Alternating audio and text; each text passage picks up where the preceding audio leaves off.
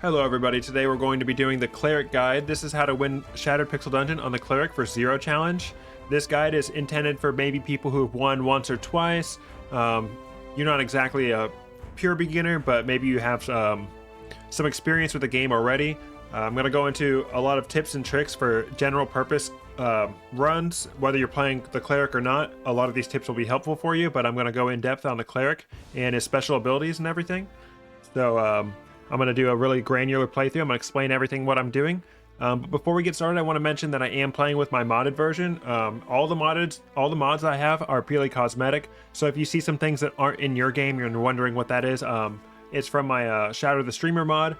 Right now all of that stuff is turned off and everything that's on there is purely cosmetic. So we're going to be doing a run, and everything that I do is the same that's available in any other version of Shattered Pixel Dungeon. We are playing on 3.3.7 right now, so this is before the new Imp Quest. So once that's updated, I'll have a separate video about that.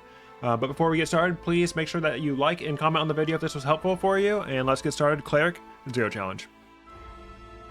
Continue. Alright, so Cleric, starting off, he has 2 things identified. Well, everybody comes with the Scroll of Identify, but the Remove Curse scroll and the Potion of Purity.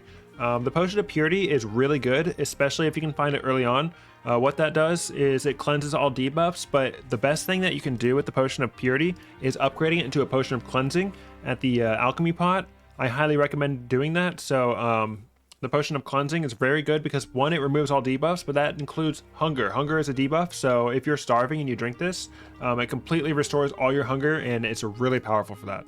As well as the Scroll of Remove Curse, very good. There are ways to curse test items as Cleric with some of its abilities, which we'll go into later, but Remove Curse is very helpful. So the way Cleric works is he has his tome right here, always equipped right away, and you can go ahead and click Cast, and there are 3 spells available. 3 spells available from the start. What I like to do is I like to right click Guiding Light and hit Quick Cast. I forget how you do it on mobile, but you can also do it on mobile. What it does is it puts this button over here so you can easily cast your Guiding Light spell. But I'll go ahead and go over the 3 spells right now, and then we'll go over some more spells as we go on later. So Guiding Light is basically, Guiding Light is just a magic missile, except it has a special effect. What it does is it illuminates monsters, which makes them guaranteed to get hit by your next attack. So it says non-encumbered. That means if you're using a weapon that you have enough strength for.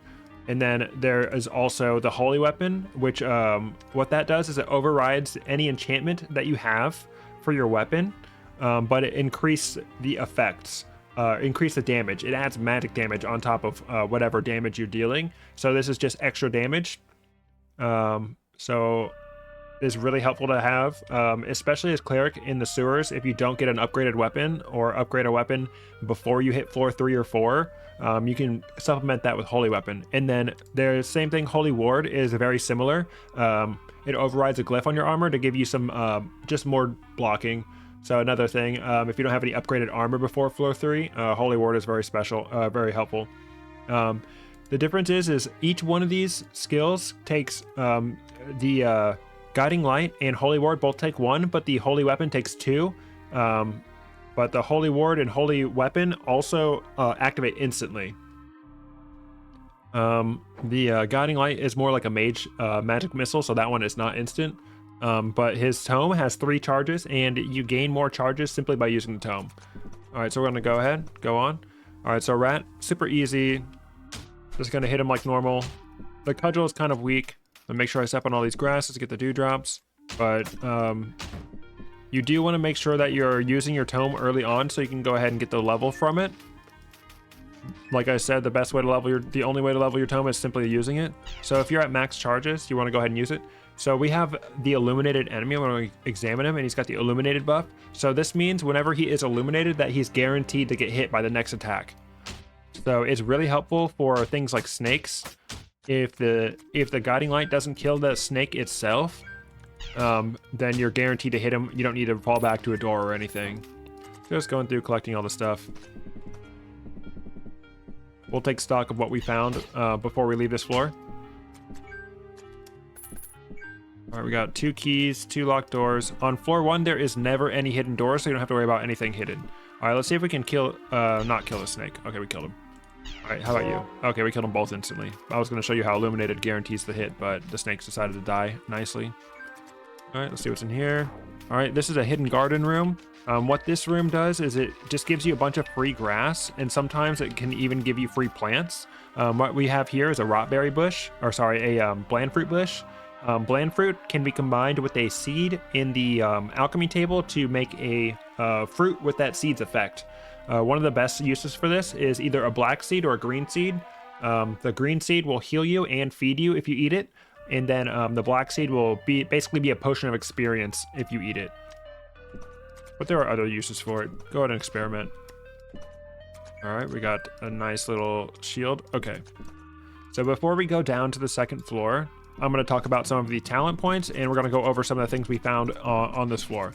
So the way that strength potions are distributed in the dungeon is that you always get a strength potion in floor 1 or 2, and then you always get a strength potion in floor 3 or 4. So if I got my strength potion on floor 2, I can find my next strength potion on either 3, or I could have to wait till all the way to 4. So let's see if we're going to have a strength potion in our inventory. All right, so we already have the strength potion, so that means we're guaranteed to not find a strength potion on floor 2. So I'm going to go ahead and drink that. Now I have enough strength to wield my fishing spear. And then who knows what these, I'm pretty confident one of these will be an upgrade scroll, but we know that it's not remove curse or identify. All right, so now we're going to talk about some of the tier 1 skills. I'm going to go ahead and go over all the skills right now and my recommendations. Starting off, I always recommend getting Shield of Light. This is very helpful against crabs, especially any kind of high damage like target, or if you're getting targeted by multiple enemies. What Shield of Light does is you can cast this spell on an enemy and it reduces the damage that you take from that enemy, more so than Holy Ward, and this can be combined with Holy Ward, so you can basically take no damage. Say you're fighting like a high health enemy, like a rare enemy like a hermit crab, and like a gnoll comes in and tries to bother you, you can cast this Shield of Light on the gnoll. You'll take no damage from the gnoll while continuing to fight the hermit crab. I always recommend getting the spell up to 2.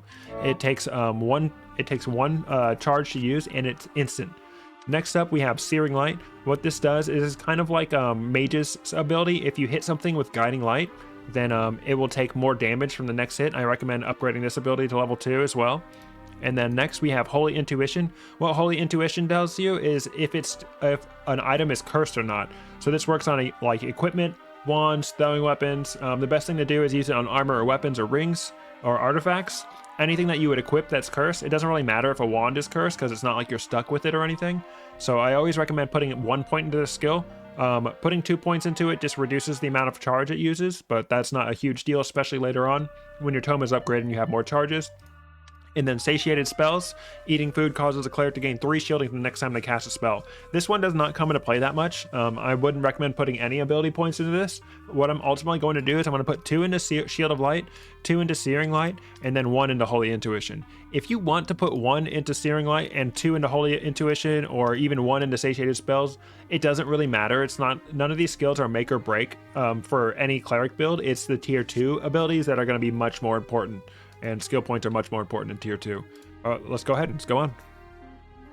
All right. This floor seems unusually large. We have a feeling on this floor. You'll usually get a message down there in the log if the floor seems large, or anything else that it might be. All right, so we're gonna hit him with this. All right, so usually it's really hard to hit snakes, but since he's illuminated, we're guaranteed to hit him. We have nothing other than special illumination. Boom, always guaranteed to hit. All right, let's see. All right, our throwing weapon is cursed. It is annoying. That's annoying. All right, found some keys. All right, it's looking like there's a hidden door right here. You can usually tell where a hidden door is in this room because there's this little indent. So I'm gonna go here. Freaking trap. I'm gonna go here and I'm gonna double click my search button and see if there's a hidden door. It was a hidden door, but it's not a secret room. Okay, we have a triple crystal door room. I'm gonna go ahead and come back to this once I have all the keys, and I'll explain the strategies behind those when we get there. All right.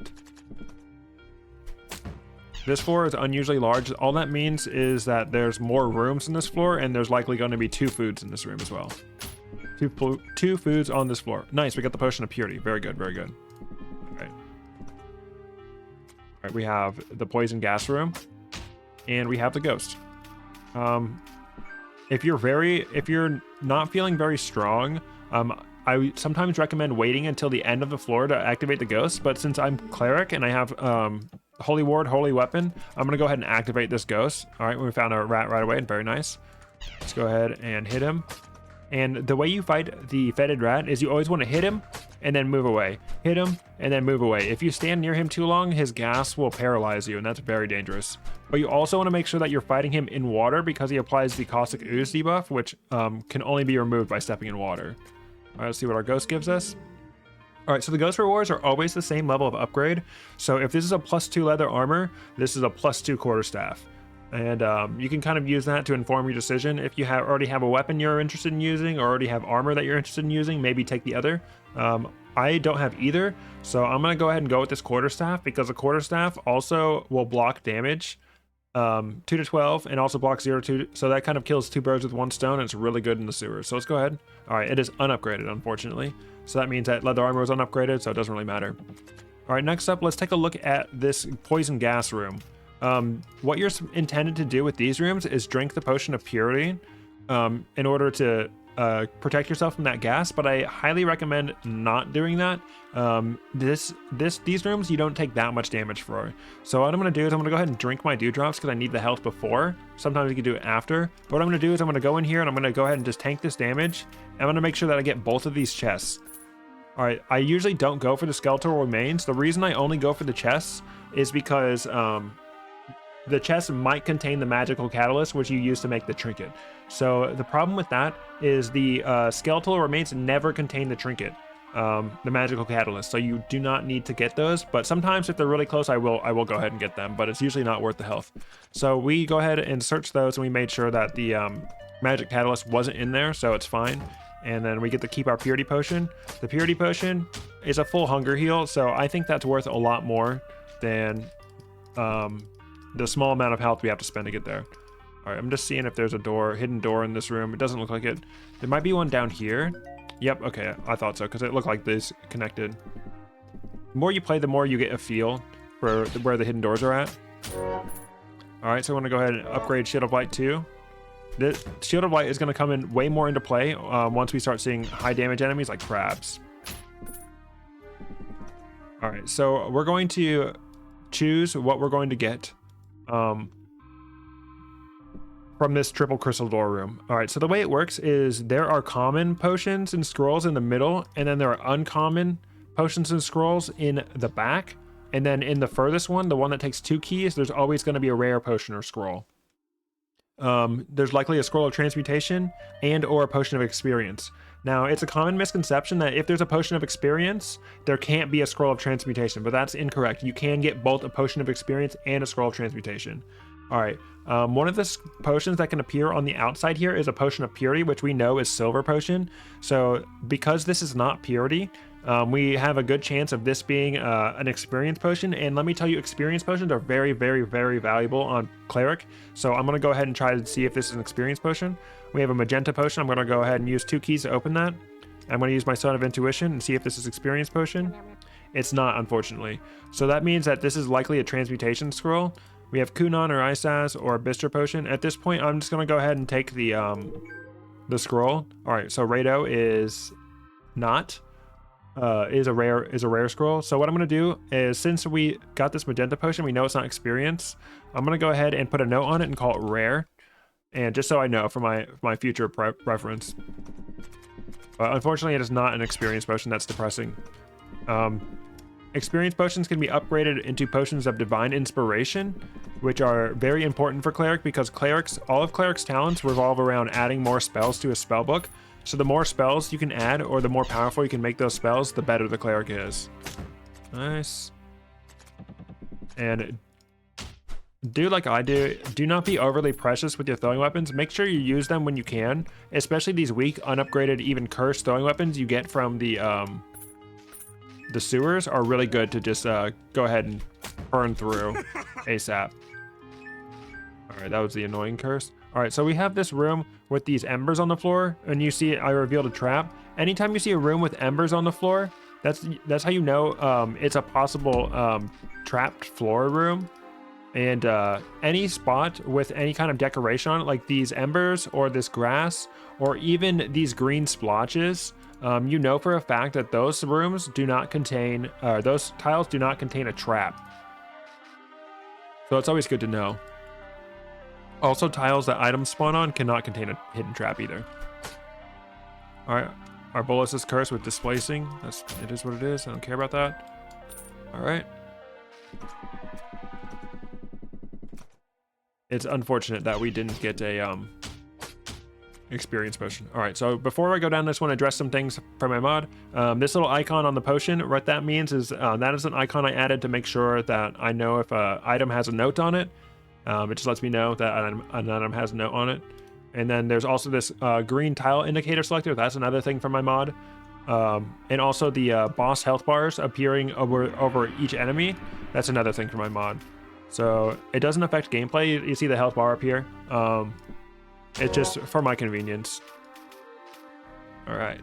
So now we're going to go ahead, and I like to put this third point on Holy Intuition, so I can start using that. I'm going to go ahead and cast that Holy Intuition on the shield. This item is free of malevolent magic. Now the difference between Holy Intuition and the Stone of Detect Magic, Holy Intuition doesn't tell you if there is positive magic affecting an item. It only tells you if it's cursed or not. So if it was an upgraded item, the Stone of Detect Magic would say you detect positive magic. All right, now it's time to talk about eating because I'm starving.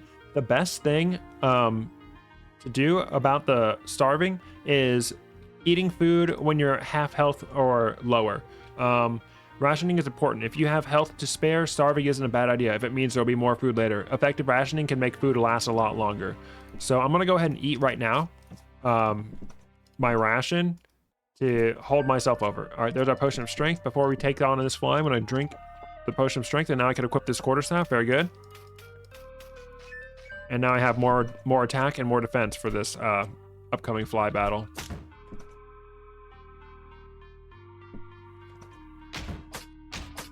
Now, someone's asking me if I'm sure about I'm talking about the trap room, like specifically a trap floor room, like those rooms with the explosion traps. It's true that items can spawn on traps, but not in a trap floor room. All right, so we got a potion drop from this fly. Flies only drop healing potions, so we know for a fact that this ivory potion is going to be our healing potion. So we're going to go ahead and label that as such. So if you ever get a potion drop from a fly, you can know for a fact that it's a healing potion. All right, now we got a double crystal chest room. What we can do is we can examine these chests and you can actually see what's inside. We got a ring or an artifact. I have a scroll of identify. Oh, look, another ring. Interesting. So I'm greedy. I want that ring, but oftentimes the smarter choice is to take a wand or a artifact, because that will have a more like immediate impact on your run than a ring will. But you know, I'm greedy. I like to gamble, so I'm gonna go ahead and take the ring.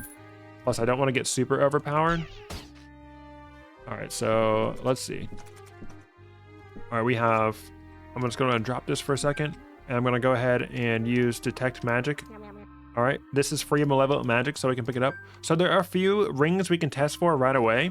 If we open up our character stats, oh, look right there. It is a Ring of Might. See, we have 12 plus 1 strength, so we know for a fact it's Ring of Might. Another thing you can do is you can actually look at the damage of an identified throwing weapon, and if it's Ring of Sharpshooting, it will increase the damage. It will say like 5 to 12 right there instead. And then Ring of Haste, you can just look at your turn wheel when you move. You're seeing I'm doing a full rotation right now. If it was Ring of Haste, the rotation would be different. I'm going to throw this down for now. We'll catch up with him on the next floor. Very likely that Odal is going to be our upgrade scroll because we have 2 of them, but we'll see about that. All right, so we know we have a Ring of Might, and this is another ring. Yeah, let's go for the other ring. All right, I'm going to throw something on the ground. All right, I'm going to go ahead and use my scroll of identify on this. It's Ring of Arcana. Ooh, that's very interesting. Ring of Arcana, what that does is it increases the likelihood for your enchantments and glyphs to interact. So like if you have a chance-based glyph or enchantment, it will increase the amount of times it will happen, or it will increase the power of a passive one. All right, so I'm going to go ahead and level up. I'm going to go ahead and put on Searing Light. So we know we have 13 strength right now. I'm going to go ahead and strength test this round shield. So we're going to see if this round shield is upgraded at all. And we're on floor 4, and we still haven't found Alchemy, but we should be getting close. All right, I know for a fact now that this Odal scroll is going to be upgraded because we have 3 of them. You always get 3 in the sewers. All right, we're coming back. This room requires a haste potion or an aqua brew. If you know, you know. What I'm looking for right now is a pit, because I would like to throw my stuff down to the boss level. All right, so the way we're going to strength test this weapon to see if it's at least +1 is we're going to attack this null with a surprise attack. If we are allowed to surprise attack this null right now, all right, see, and it took like 1 1/5 turn to use this this weapon, so we know for a fact that this is not an upgraded weapon. So I'm going to go ahead and just take the L and switch back to my quarterstaff. All right, so we know for a fact that's not upgraded. Come back to this later. All right, we are getting a bit hungry here. Awesome, we got the Schmeat. All right, we can surprise attack him. Can't see us. All right, so I'm gonna go downstairs. I'm gonna go on floor 5, and I'm gonna drop some stuff off. I'm not gonna use this. I'm not gonna use these right now. I'm not gonna use this most likely. Azure potion, I don't know what that is. I'm gonna save this Blandfruit until I get a black seed. So I'm just gonna drop some stuff and that'll be right there waiting for me. All right, we got some very good alchemy ingredients. We have the meat pie, we have the pasty, but we are getting quite hungry. All right, so let's go ahead and eat our ration again. The best thing you can do is, oh, thief. The best thing you can do is eat meat pies or potions of cleansing to cure your hunger debuff, and then use rations in between in the meantime. All right, so we have a thief coming at us. There's one cool thing we can do is we can use this trap against him. So what I'm going to do is I'm going to go ahead and try to hit him with the bolus. Nice, it worked. Hit him with the trap. And I'm going to zap him and let him walk up to me. Boom, bam, easy clap. Okay. We got to level up, so let's go ahead and put a second point on his searing light so we deal even more damage. All right, we got a Bister potion on this floor. Whenever there's a potion puzzle room, the potion required to solve that puzzle is always spawning on that floor. So we know for a fact that the Bister potion could be a possible solution, and so could the Magenta potion. Now, the Magenta potion is the one we found in the 3rd slot of the what's it called, the triple crystal door room, and I'm pretty sure a haste potion doesn't appear in the rare potion slot, so I have a feeling that this Magenta potion might be levitation. There's our cudgel that we threw down. All right, we can throw this down. On floor 4, if you throw stuff down, it will always land right where you need it. Amber potion. Now the amber potion most likely is not a haste potion. The potions that spawn in the alchemy room are not beholden to the logic that requires the puzzle solution potions to spawn on the same floor, if that makes sense. Now, it could be a haste potion coincidentally, but it's not guaranteed. All right, so I have a feeling that this is going to be a levitation potion. Let's go ahead and turn one into energy. So no, it is a haste potion. Okay, I didn't know that haste potions could appear in the rare slot. So it is. Okay. So that means I have no idea what these might be. I know that Ivory's healing potion. What can you do with an experience potion? You can upgrade it into a potion of divine inspiration, which gives you 2 more talent points to spend, which is very helpful for Cleric. All right, so what I'm going to do is I'm going to go ahead and upgrade this potion of purity into cleansing, and I'm going to go ahead and combine a ration of food, a mystery meat, whether it's cooked, frozen, burned, stewed, whatever. Any kind of mystery meat works, and the pasty and the ration of food to make the meat pie. The meat pie, it fully restores your hunger and gives you a buff called Well Fed, which prevents you from becoming hungry for a period of time and heals you over time. Very, very, very good. All right, so we have these scrolls we want to go ahead and identify. We know for a fact that Odal is going to be our upgrade scroll, but I have no idea what any of these other scrolls are. So what I'm going to do is I'm going to turn them into stones, so we know that that was scroll of mirror image. I'm going to turn this, oh, lullaby, rip. And the reason I'm turning these into stones is because 1, stones are very helpful and it identifies them, but 2, if you don't need those stones, you can go ahead and energize them at that point. That way, you know, like I'm going to go ahead, it's sad that I I stones the Scroll of Lullaby because that's good for healing, but at the same time, those stones of Deep Sleep are very useful. Another thing I can do is I can go ahead and combine 3 different color seeds to make a random potion. I like to hang on to my Seeds of Mage Royal and my Seed of Sungrass, so I'm not going to use those. And the black seeds as well, I like to hang on to those as well. So now I have 2 of these Bister potions, so I can go ahead and energize one of those to find out what it is, Liquid Flame, and I'm going to energize this Azure potion since I have 2. And we know that this is healing. So now I have 13 energy. I have enough to make the Magical Catalyst into a Trinket. Now the Trinket choices are never make or break. Trinket choice is not super important, but we have 4 Trinket options. We have the Cracked Spyglass, which spawns extra items on the floor, but they're kind of hard to see. I really like this one. This is just free items if you can find them. Petrified Seed, what this one does is it replaces seed drops with stone drops, so you get a lot of extra rune stones. That not super useful. And again, I have a whole video about trinkets. You can click the link. I'll go ahead and link it up in the corner over there. Dimensional Sundial, what this does is it reduces the amount of enemies that spawn in the day, but increases it at night. This one's trash, garbage. 13 Leaf Clover, this one causes you to deal max damage or minimum damage. It's at a max level. This one's a 60-40 split. This one I have had pretty good runs with, but it can be really harsh depending on like what challenges you're playing. So I'm just gonna go ahead with the Cracked Spyglass, and I want to level this one up as much as possible. All right, it costs 8 energy to get it to +2. At +2, the Cracked Spyglass is guaranteed to spawn a new item on each floor, so I want to try to make sure I get it up to +2 if I can. All right, let's just go ahead and take the L and energize this healing potion. And I still need more, but I can make 1 energy by, I can get rid of the 1 stone of flock. There we go, +2. And now this will start working on every floor I go to that's a non-boss floor. So if I had made this on floor 3, then there'd be a hidden item on floor 4, but I'm not gonna get a new item until floor 6. All right, so this one requires the haste potion, so I'm gonna drink it right here, and then I click on the chest. Another freaking quarterstaff. All right, well, it can't be worse than my current one, so I'm gonna go ahead and equip it. I have a feeling that there's something else on this floor, but I'm not sure. All right, we got a fly. 6 damage. The quarterstaff does 2 to 12 damage, so if we see more than 12 damage come out of this thing, 13 damage. Okay, this is upgraded. Okay, cool, interesting. All right, so we got an upgraded quarterstaff. 2 birds with 1 stone. Gives us some defense and more attack. I have a feeling that there's a hidden room on this floor somewhere. I'm not going to spend too much time searching for it. Let's go ahead and let this crap get up to us. But I do want to peep around for the... I feel like it's in this chunk of area right here. All right, and we'll go ahead and apply our skill points. All right, I'm going to talk about tier 2 skills after we defeat Goo. All right, probably nothing. Well, all right, let's go downstairs. And right before once we get downstairs, I'm also going to eat my meat pie.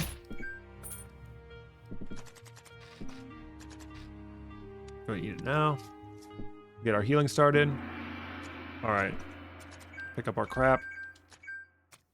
All right, so we have a couple of options. I have an upgraded, if I did not get this upgraded quarterstaff, I would probably upgrade my Ring of Might so that I could equip this Rhyme Shield.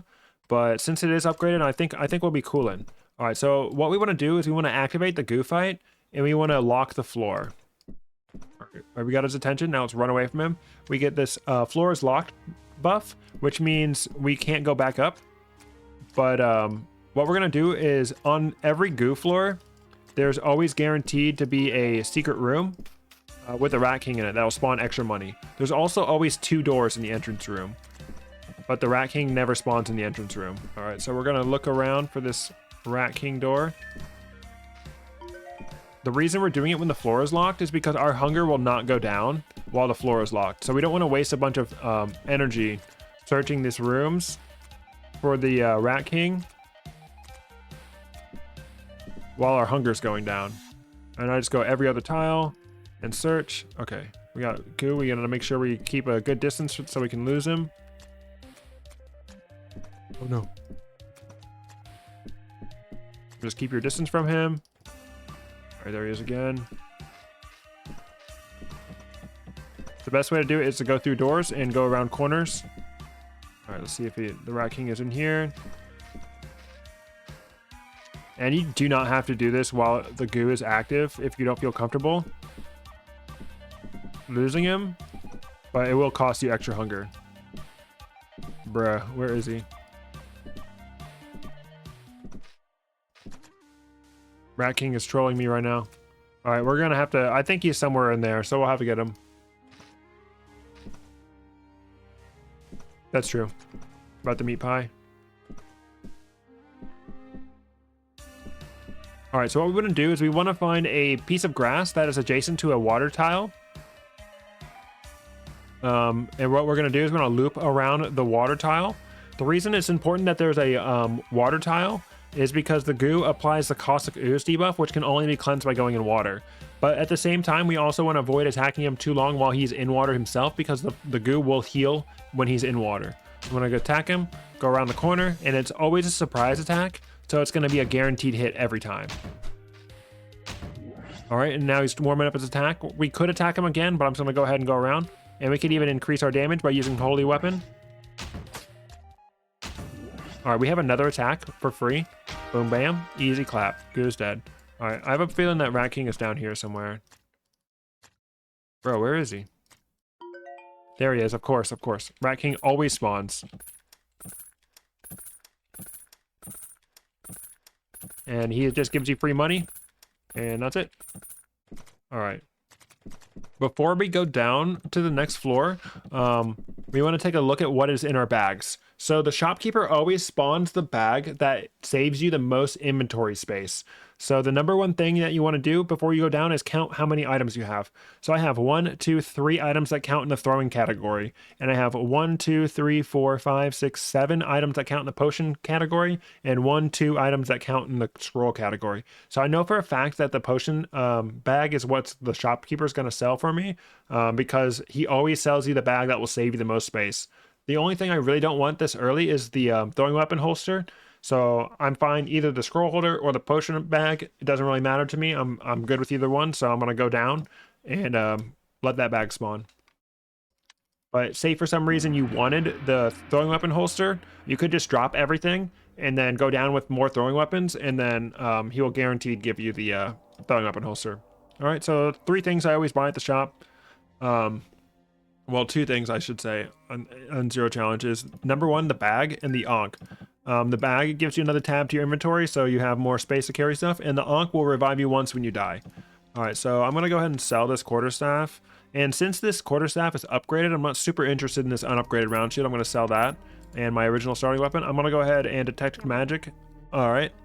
The chilling spear is not cursed. I like to keep a ranged weapon on me, so if I find one of those rooms with fish in it, I can easily kill the fish to get the meat from them. So I'm going to go ahead and keep the spear on me. All right, and we have Scroll of Identify, Scroll of Gift You, and Scroll of Remove Curse. All right, so we have 2 of these scrolls identified. I'm not sure if it's a 100% chance, but there's like a 90% chance that this guy has a magic mapping scroll in his shop. So we can be pretty confident that this Scroll of Gift You is magic mapping. If we wanted to mark that down, we can go into our journal, go to Adventuring Notes, and then add a new item type note, and we're going to find the Scroll of Gift You, and we're just going to put MM on there for magic mapping. So that way, if we find one later, we know.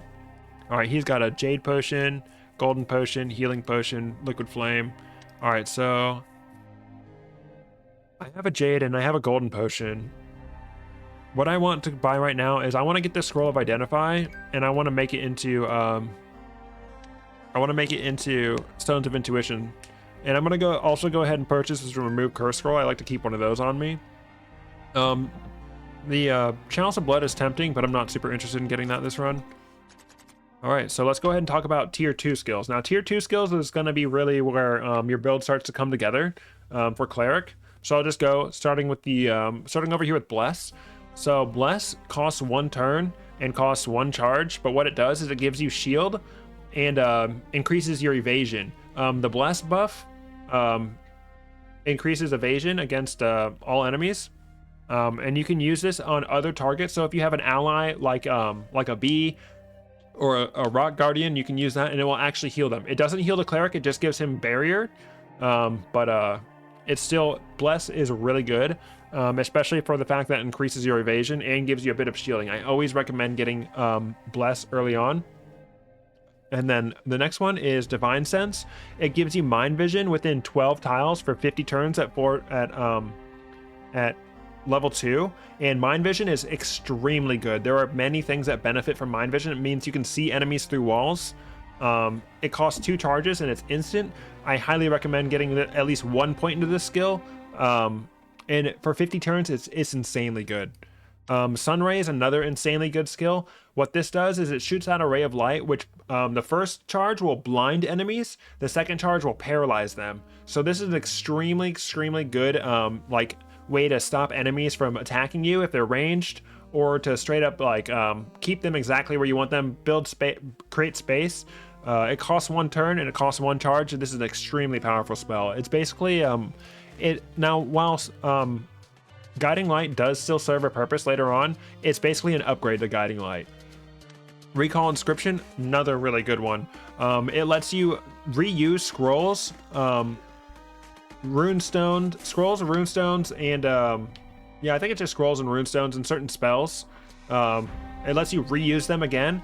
The first level in is within the 10 turns, so you really got to remember that you have it. And the more exotic and rare that item that you use, the more expensive the Recall Inscription spell will be.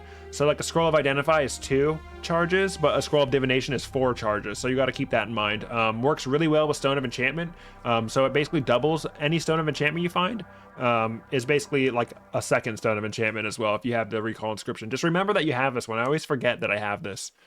All right, and then see, Enlightening Meal, just like every other on eat ability, this takes your turns to eat from 4 to 1. So at least 1 point in this skill is very helpful. Getting it to reduce the amount of turns it takes you to eat, but it also gives you charges on your tome. Usually I recommend maxing this on most characters, but on Cleric, his skill points are in really high contention. So I like to spread my skill points out with Cleric. The first skill that I'm going to apply to Cleric is going to be the Bless ability, especially because I still have my cloth armor on in the prisons. The Bless ability is going to help me take less damage from these stronger enemies. All right, let's get started. All right away, we got this stupid goober. Hit it, let's go ahead and cripple him. I like to make sure that thieves are crippled so that they can't get away if they steal anything from me. Got water floor. All right, so far so good. All right, skeletons are a bit annoying because they do explode on impact, so I'm gonna make sure that we're blessing ourselves before the skeleton explodes on us. All right, listen. So I'm gonna also use Shield of Light. This should prevent any explosion damage. Nice, I only took 1 explosion damage. He dropped another shield. Okay. We got a chest on a pedestal. Nice. Let's go ahead and zap him so we deal more damage.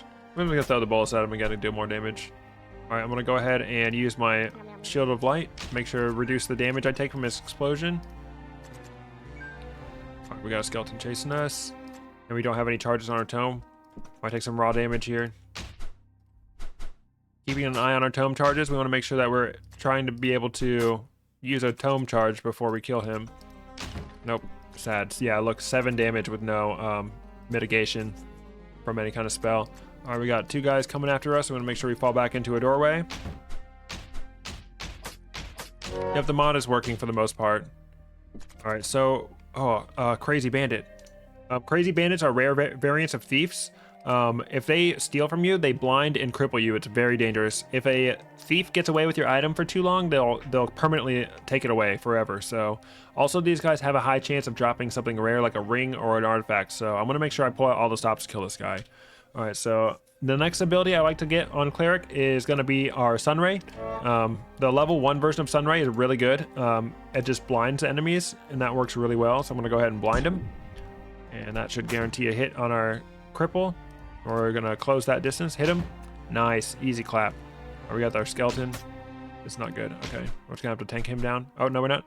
Gonna go ahead and bless myself, get that barrier, and it tanks it for us. Okay, sweet. And we got a ring from him. I don't want to use a Scroll of Identify on it yet. All right, and you can see right next to this potion, you can see that there's something else here. The Scroll of Isaz. That is the effect of our cracked Spyglass. You can see it spawns a hidden item It's very hard to see. But what I like to do is like I try to keep my eyes open throughout the stage, but before I leave a floor, I like to like, you know, really zoom in and scan. One of the things that I like to do is I go into the settings and turn the visual grid off, from high to off. If you have the visual grid high, sometimes it makes it harder to see where the items might be. So I like to turn it off. All right, scroll of Glyph, most likely magic mapping because we saw that in the shop earlier. What up, idiot? Go ahead and loop them around and get the surprise attacks. It's always worth moving a small distance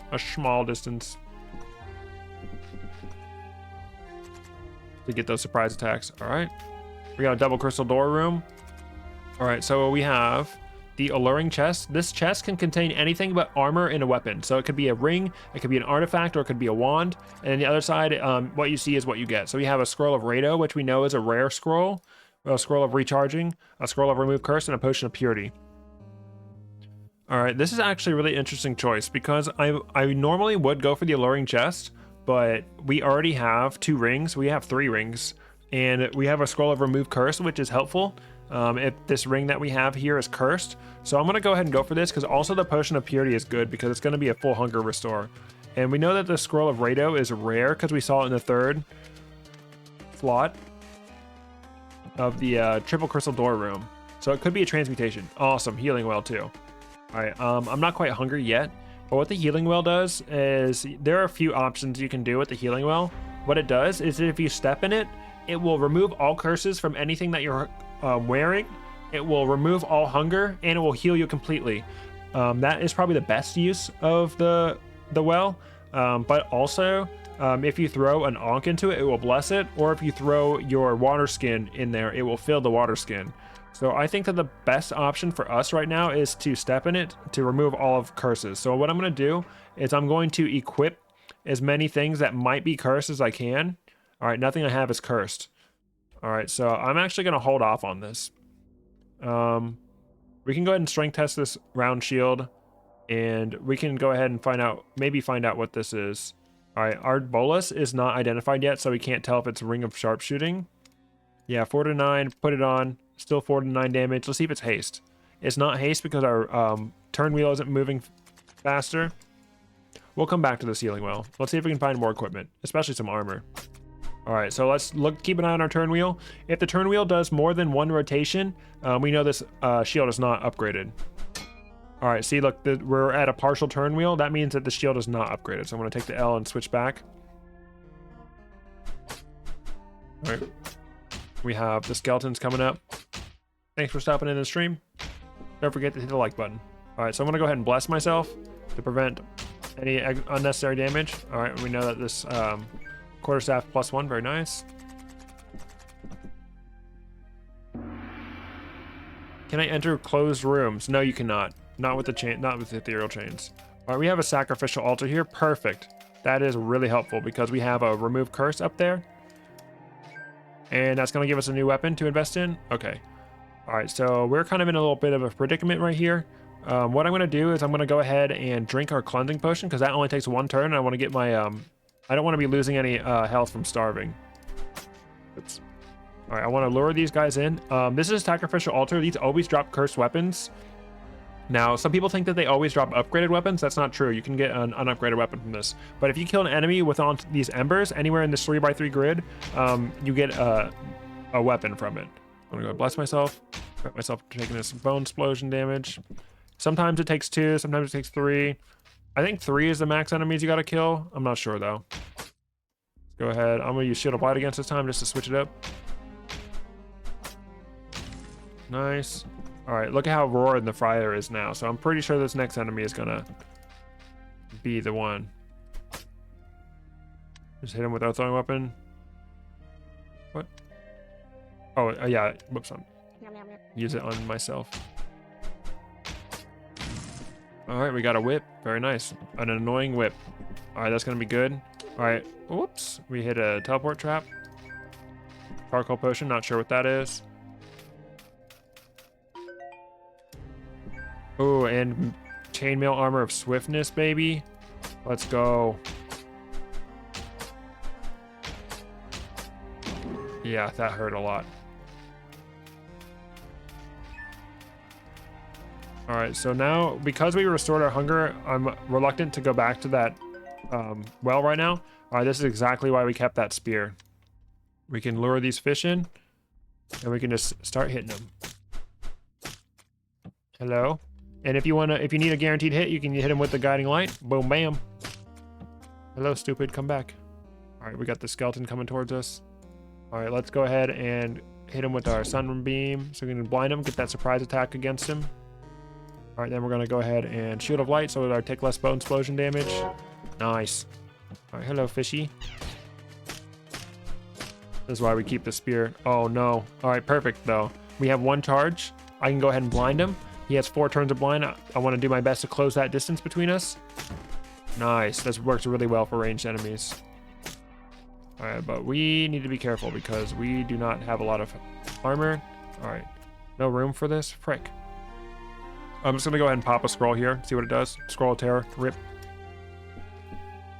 Scale armor. Oh my gosh, we're so over encumbered. All right, let's go ahead and equip that back. I really like swiftness on this armor, so I'm gonna count on that. Magic mapping, give you recharging. All right, we'll be back for this armor. I don't have any spells right now. All right, let's run back up to this healing well because we need to do something about our armor situation.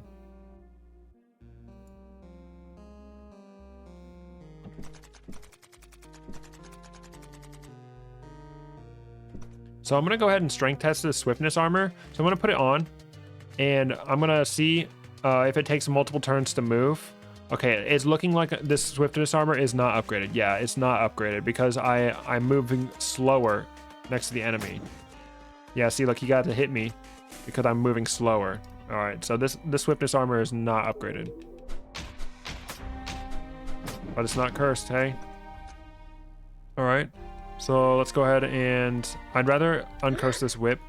So I'm gonna go ahead and step in this. Yeah, let's go ahead and step in it. All right. So this whip is uncursed, so let's go ahead and strength test it. All right, see, I got a surprise attack on it. Let's go ahead and see that again. Another surprise attack. We know for a fact that this whip is upgraded. Ring of Sharpshooting. Okay, cool. Okay, yeah, so you need an upgraded, you need a identified throwing weapon to see the Ring of Sharpshooting's effects now.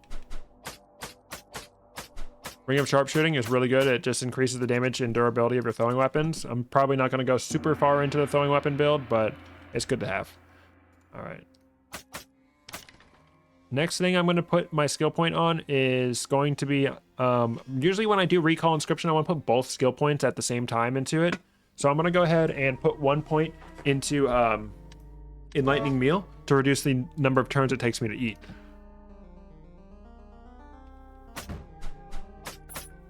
When it comes to whether a weapon is good for a class or not, it all comes down to your build. Welcome to the stream. We got another potion of healing. What I'm looking for now is I want to go ahead and get down.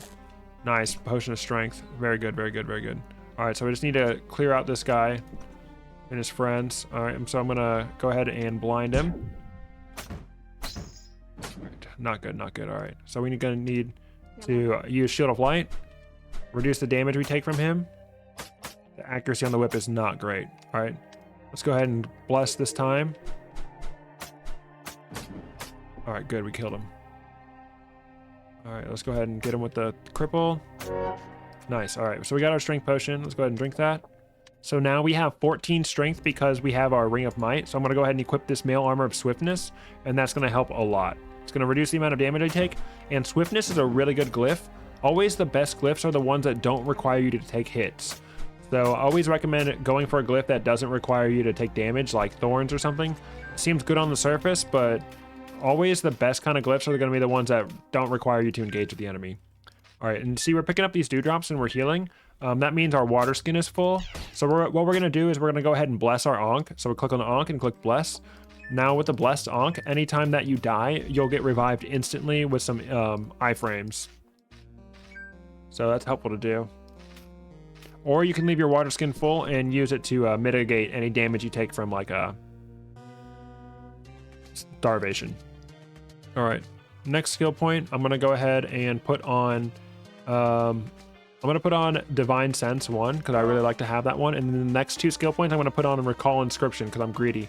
Now, I always recommend picking at least one of these skills to max, Sunray or Bless. We're gonna hope that we can get a Potion of Experience so that we can further upgrade those. All right, I know that this shield is not upgraded, so I'm just gonna go ahead and drop it. I don't really care. I mean, it doesn't matter too much. We are still pretty far away. We could run back to the shop. Low key, let's run back to the shop. So I'm gonna drop something I know I'm not gonna sell. And we also did not find our hidden item on this floor, did we? Is that it? Bruh, do you even see that? There's a scale armor right there. That's how tricky that these sometimes can be. All right, so I know I'm not gonna sell the Blandfruit, and I know I'm not gonna sell my cracked Spyglass. So let's go ahead and grab this scale armor.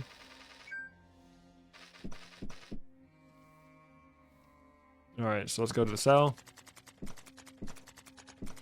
Swiftness helps. If we're not near an enemy, we get increased movement speed. Really helpful. All right, scale armor. I'm not super interested in the scale armor, to be honest. I'm just gonna go ahead and sell them all. We're gonna go for plate armor. We can try for plate armor later. Give you most likely magic mapping, golden potion, jade potion. I have a feeling one of these is gonna be one of the golden potion or the jade potion might be experience. I don't know why I think that, but it might be. All right. Do I have a black seed yet? Do not. Okay. Armor is still not great, so I'm gonna make sure I'm casting Aura Protection. Or sorry, Shield of Light. Welcome to the stream. You didn't miss anything, trust me. All right. Shield of Light again. All right, we'll fall back through the story to get that guaranteed attack. All right, we got Wand Maker on floor 8. All right, he's looking for a rare ingredient. He's looking for the Corpse Dust. Okay, Corpse Dust quest is not bad. There's a barricade somewhere on this level that we need to destroy using a flame potion or other means to get behind it. Pick up the Corpse Dust. Odal potion. All right, we still have not used the Scroll of Upgrade yet. So just because I'm hoarding my upgrade scroll does not mean you have to. So at this point, especially if it means surviving the sewers, it's okay to use 1 or 2 of your upgrade scrolls. But I just haven't found anything worth upgrading yet. All right. Scroll of Identify, Liquid Flame. All right, so we're gonna go ahead and Shield of Light ourselves. Okay. All right, it's important that we blind him so that he can't attack us from range. Boom, bam. All right, we got a Scroll of Gifu hidden there by our... Oh, another scroll. 2 scrolls of magic mapping. Ooh la la. All right, we need to approach him carefully. All right, he's alerted, so we're gonna go ahead and blind him. Start attacking him when we can. Easy clap. Another guy, let's see if we can get a little bit closer. All right, and then we can blind him. Start attacking him while he's on his way up here. All right, armor's unupgraded, I knew that. Starving. We don't have a potion of purity ready to go yet, so let's go ahead and eat one of our rations to hold us over.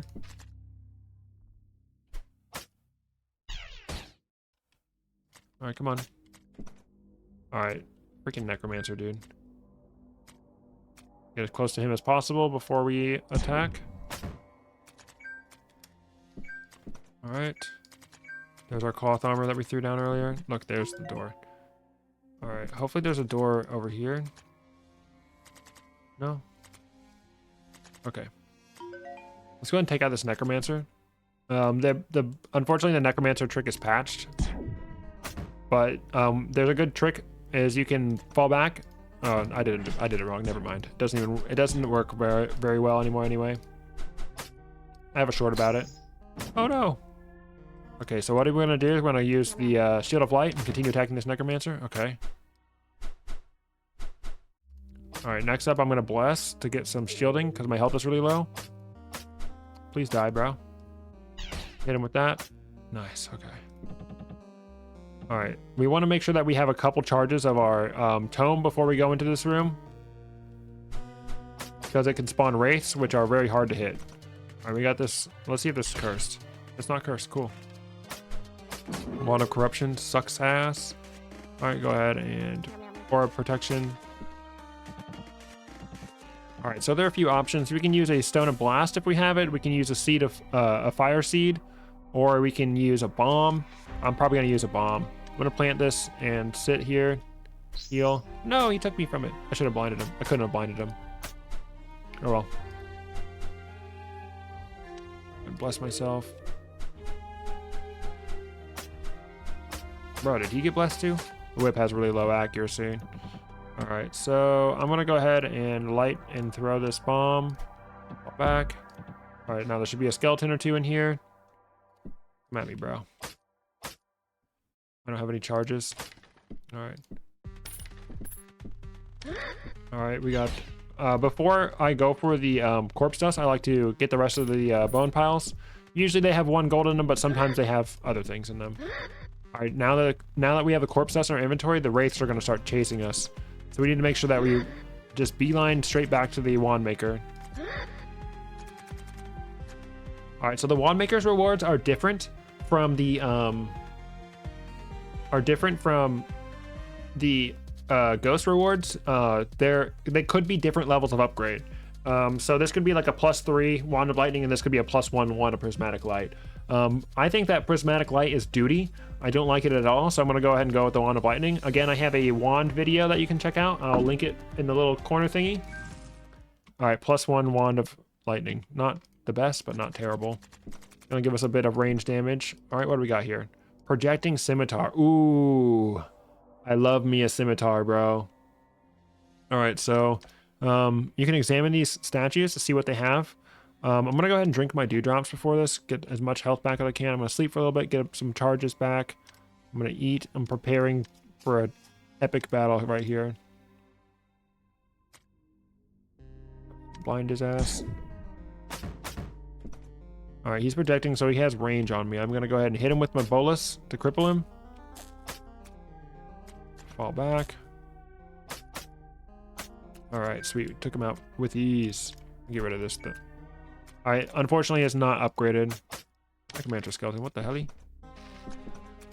Where's our necromancer? All right, well, it was worth a shot. I really love the scimitar. And projecting is a great enchantment, but unfortunately, it's not upgraded. All right, we've gotten this far, and we still haven't used any upgrade scrolls. All right, we have a many secrets floor. Since I have a surplus of what I believe to be magic mapping scrolls, I'm gonna go ahead and pop one, see if I can get some secrets. All right, there's a secret throwing up in room, but my inventory is super full, so I'm gonna come back. And what I'm gonna do is I'm gonna find the nearest pit. I'm gonna throw some stuff down, because we're on floor 9, which is one above the boss floor, so we know that these items will be waiting for us right at the boss floor.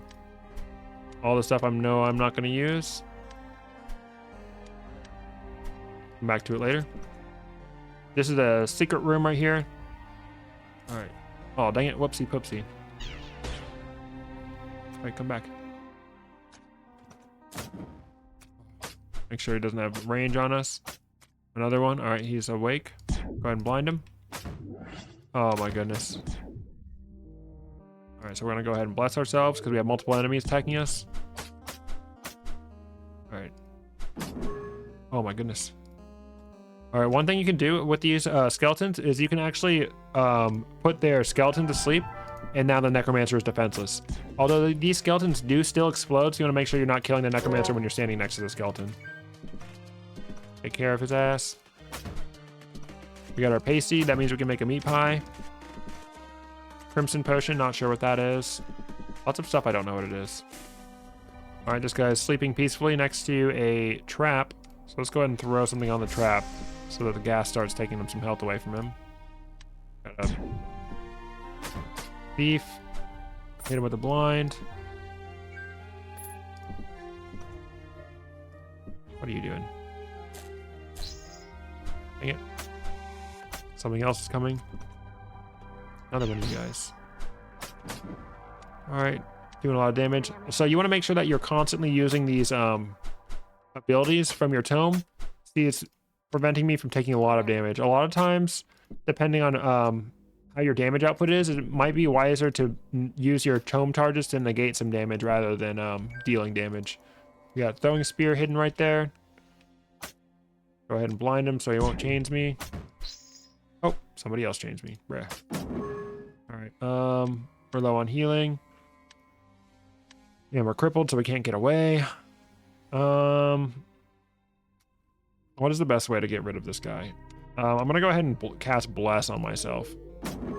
Oh, he just took away all of my shielding. All right, let's just pray. Oh, this turd. All right. We don't have any way to scare him off. Guards do not pull you into pits. All right. This is a L. We have to drink the healing potion. All right. We have this necromancer. He's hiding behind this grass. Let's hit him with our throwing weapons. Oops. Nice, killed him before he could summon his stupid skeleton. We have a lot of unidentified potions. 5 upgrade scrolls that I have not used. All right. Hit him with the blind. Close that distance. Nice. Teleportation scroll, very nice. Rose amok. A flail. Identify Odal. All right, that's our upgrade scroll.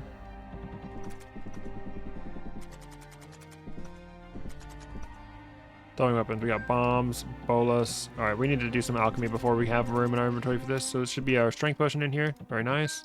Stone of Blink, very helpful against Tengu. All right, so let's go ahead and do some alchemy. I'm gonna make a random potion out of these guys. Charcoal potion, interesting. Okay, so what I'm gonna do, first things first, purity potion. I'm gonna go ahead and alchemize one of these energize one of these charcoal potions. Potion of invisibility, cool. Could have 3 of them. I'm gonna make some stones of intuition. And I wanna go ahead and try to identify some of these potions. So what I'm looking for is a toxic gas potion right now. I have a feeling that Crimson could possibly be levitation. So let's go see. Yep. All right. So levitation potions always spawn on the floors with one of these hidden rooms on it. So you use levitation potion and a haste potion to get these keys and then unlock these chests. A lot of times I find it's not worth it. It costs 2 levitation potions. So I wouldn't recommend trying to go for that unless you're really rich. All right. So we have 1, 2, 3, 4 unidentified potions. So one of these is a toxic gas and one of these is experience. Those are the 2 potions I'm trying to find. All right, so let's go ahead and upgrade our recall inscription. I should have done that before I used it, but what I can do is I can use our stone of intuition. Let's see if this is toxic gas. Nice, toxic gas, and then we can go ahead and recall inscription for 2 costs. Let's see if this is experience. All right, that's not experience. Oh, okay. All right, so one of these is mind vision, one of these are paralytic gas. I don't care about either one of those potions, so I'm gonna go ahead and energize both of them. Yeah, okay. So that means what color is experience? We can check our journal. All right, so the turquoise potion is going to be experience. I did not see one of those in the shop. All right, so now we're going to do some alchemy specifically for Tengu. I like to have a haste potion, but unfortunately we do not.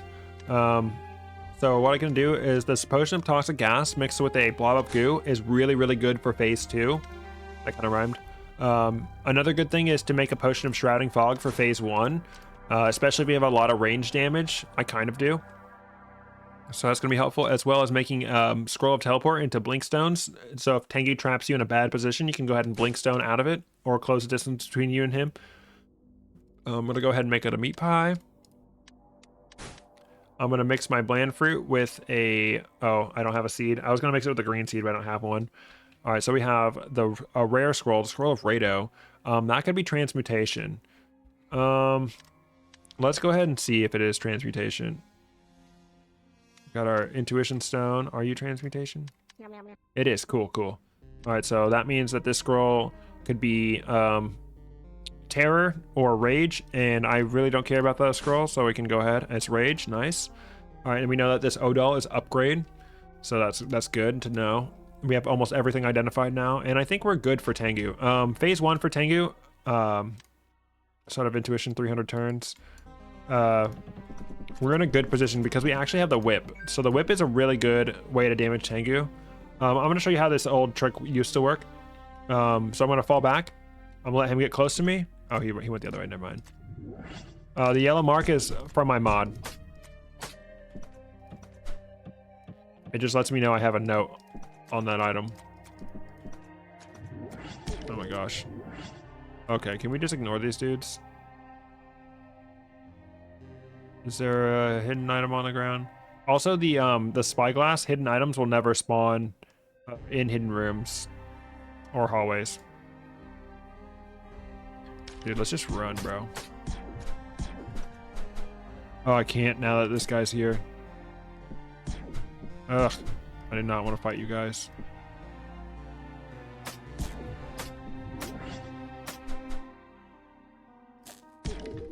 Oh dang, that got me too.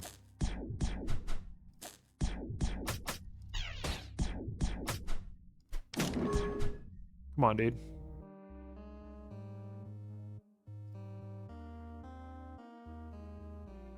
Alright, so I'm gonna bless myself.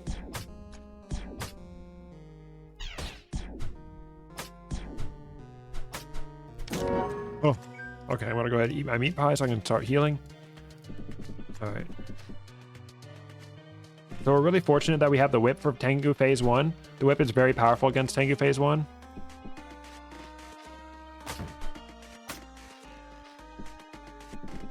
And you're gonna see that. Got a lot of crap down here. Alright. Actually, let's see.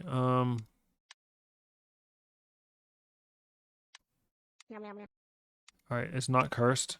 So this armor might be upgraded. Swift is not going to help us during Tengu at the moment.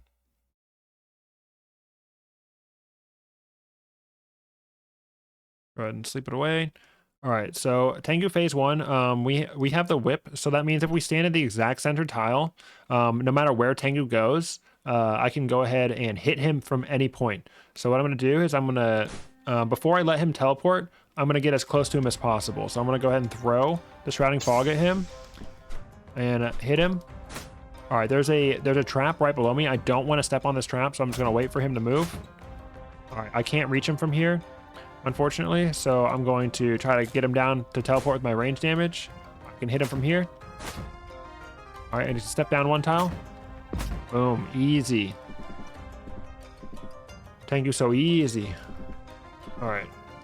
Now Phase 2 is a bit harder. I'm going to open Phase 2 by throwing my Caustic Brew at him. This is going to give him the Caustic Ooze debuff, which is going to constantly damage him. And hammering him with my range damage. If I had a Potion of Haste, I would also drink that. Turn it into Potion of Stamina to make it so that I can move around away from his traps a lot faster. Alright. The smoke always burns the tile that it's on the next turn, so make sure you're not standing in the smoke, or else you'll catch on fire. All right, he's kind of got me in a bad spot, so this is the perfect time to use the Blinkstone. Boom, bam. Probably gonna move it a bit closer to him. All right. Another really good thing to do is to throw a beehive at him, a honeypot, because that will distract him. He'll attack that instead of you. All right. So before I go into the Tengu Mask, I want to make sure that I'm manipulating what bag I want to get. I want to get the scroll holder.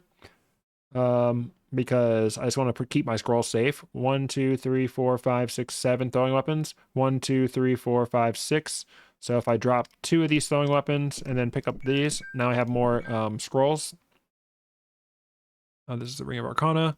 All right, so it's time to decide what class we're going. So usually with most other characters, what class you're going is pretty like set in stone. But Cleric, it really depends on your build. So he has 2 classes that he could go. The Priest is a long range version and the Paladin is a short range version.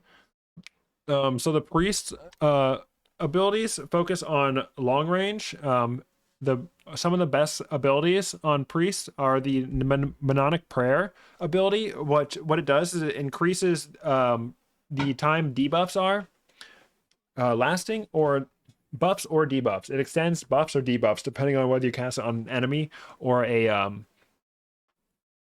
ally. So I like this one a lot, especially with Corrosion Wand. If you get it on the last turn of their Corrosion, it increases the damage stacking and it makes it last longer. So almost always if I have Corrosion Wand, I'm going Priest, but I really enjoy Paladin. He gets special versions of Holy Weapon and Holy Ward. He has a really cool ability called Smite, which is really good if you have a really good enchantment on your weapon. I think we might go Paladin because I want to get a lot of damage out of this whip. Also, I forgot to mention, Priest has a Guiding Light that he can cast free every 50 turns, so that's helpful. All right, so I think let's go Paladin for this one, and we're going to be relying mainly on our melee damage. So number one thing I always recommend upgrading first is going to be Cleanse. Cleanse gives you shielding and removes negative status effects. Once you get it to level 2 or 3, then it also gives you status effect immunity for a certain period of turns. This is a really helpful ability, especially if like you jump down a pit. You can use Cleanse before to prevent yourself from getting those debuffs. It's really good. It gives all of your allies shielding as well. So that's very helpful. I always recommend putting the first point into that. Next up is Light Reading. What this does is it lets you unequip your tome so that you can equip another artifact. This one is not that great unless you have Ring of Energy, which Ring of Energy is super powerful on Cleric. So if you have Ring of Energy, that affects your tome regeneration. So that is extremely helpful. I would highly recommend going Light Reading if you have a Ring of Energy because it just gives you another slot. Otherwise, I don't really recommend it because your tome is so important to your build. Having it charge slower is actually really detrimental. Next up is Lay on Hands. What it does is it heals allies or it just gives you shielding. It's instant and it gives you 25 shielding for one charge. This is a really good essential ability for melee damage, especially if your armor is not that great. It lets you engage with things in melee range a lot more. This is another skill I recommend upgrading all the way. Lay on Hands is something that you'll be spamming. Aura of Protection. So what this does is it grants all allies damage resistance and increases the glyph on your armor. So this is not only like a damage reduction skill, but like if I have swiftness on my armor, it's going to make me move faster when I'm not near enemies. So this is a good like cast all the time spell, but it is a 2-charge ability. So this is going to really shine in boss fights, especially if you have allies like the Rock Guardian or the Rose Ghost, stuff like that. So that's really helpful. I recommend putting a point or two into this. Light Wall. What this does is it creates a solid solid wall in front of you, very much like the new skeleton key. I generally do not even upgrade this at all. I generally don't use this. This has some like really good niche applications, but at the end of the day, it is kind of a niche ability, and almost all the other abilities in this tier are better than Wall of Light. So I would recommend going, if you really want something that's going to defend you, I would recommend going for Aura Protection or something like that. Anyway, let's go ahead and move on. We don't need the spear anymore because we have the Projecting Scimitar, which is going to be better than the spear. It's going to deal more damage faster. All right, so we got the scroll holder. Very nice. Nice. There's our potion of experience right there. All right, so I'm going to go ahead and buy that.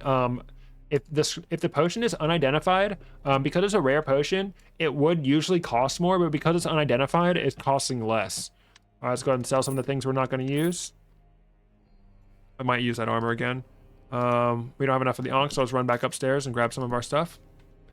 All right, so I want to go ahead and run back to the Alchemy so I can get this potion of experience made into, what's it called? Divine Inspiration. Yeah, good thing we killed those enemies or else I'd have to deal with them now. All right, potion of experience. We're going to pop that in there. Divine Inspiration. Anything else we can make real quick before we go? Not really. All right, so we're going to drink that. And I'm going to put this on tier 2. Because I really want to be able to max out Bless as well as Sunray. Actually, I think 4 turns of Blind is pretty good for me. I'm going to go for Divine Sense, even though I haven't used it once. It's really hard to decide. And at the end of the day, it's up to you. We also want to make sure we hopefully get another one for tier 3 and even tier 4. I'm gonna leave the skill point. Okay, we'll use it in the moment we need it. Okay, how about that?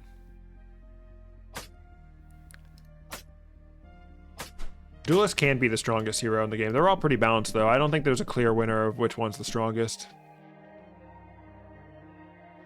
Yep, this I'm gonna turn this stream into a video, just like all the other ones.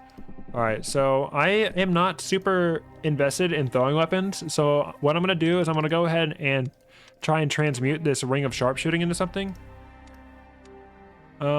It's not haste. I'm gonna go ahead and identify it now. It's ring of evasion. I don't care about ring of evasion at all. So what I'm gonna do is I'm gonna recall inscription on our... Oh, dang it. I meant to recall inscription on our transmutation scroll, but I went ahead and used the identify scroll. That's a common mistake that people make with the recall transcription. They intend to recall transcription on something, and then they use something else, and it overrides it. Dang it! So I can't transmute it again. That sucks. That sucks. Let's see a tutorial, no mistakes. Yeah, right. All right, so I'm just gonna go ahead and identify my armor. Okay, my armor's +1, so it's better than my swiftness armor, unfortunately. Let's go ahead and use one of our stylus on it. Camouflage, that's not bad, especially on a plant floor. All right, so let's go ahead and sell this. What have we got here? 750 for the Ankh. All right, we'll have to come back for the Ankh. That's sad. I really, this evasion sucks ass. I mean, evasion's not terrible. All right, so we got the bats.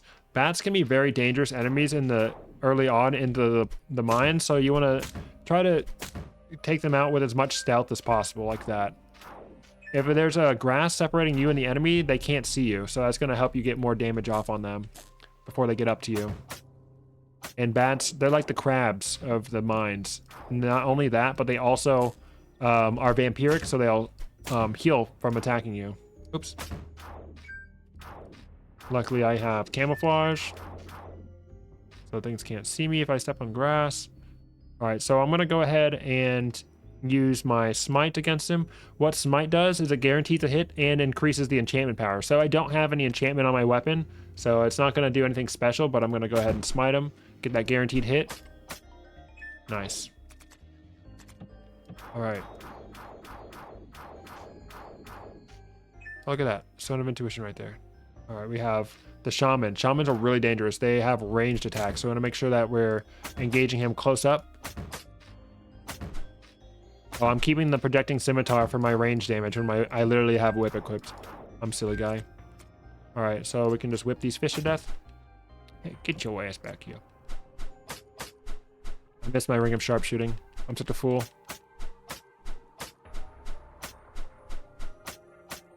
Vampiric is a scam. Oops. Let's go ahead and hit him with the smite. Guaranteed attack. All right. Hit him with that guiding light to make sure that I landed that next attack. See if I can get him down with the... All right, here comes this idiot. Let's go ahead and hit him twice with this. Paralyzed fool. Hit him twice with that, and then I'm going to capitalize on my invisibility. The null brutes, once their health bar turns white, their health starts draining. So you can just run away from them and they'll die eventually. But you got to be careful. When their health bar is white, they're in berserk mode, which means they deal way more damage. You want to get away from them. All right, next point I'm going to put on is in lay in hands, so that I can use that when I need to. All right, one thing is really hard to notice where the Spyglass item is when you have a grass floor. So I'm keeping an extra eye out. All right, good thing we have this invisibility. We can close the distance on this guy. We're not getting too close to this brute, hopefully.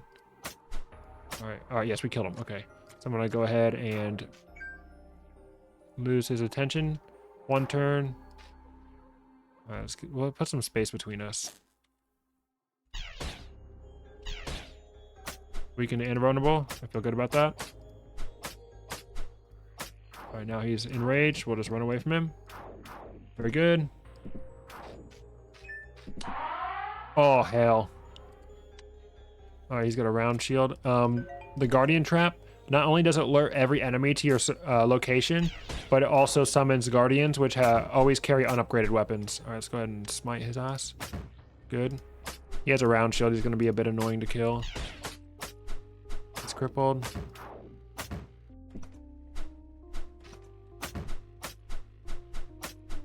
Evasion ring going crazy. All right, we got some scale armor. Ugh. Make sure we don't engage those guys at range. All right, so we need a potion of liquid flame on the grass floor, of course. All right, so I'll go ahead and I'll go ahead and use a bomb. I almost never use bombs for anything but that, so. You can use a wand of disintegration, you can use a seed of flame, you can use a potion of flame. All right, where is our hidden item? We have a 100% chance to spawn a hidden item, so I'm gonna go ahead and scan the floor for that. Like I said, it can be very difficult to find it on these grass floors.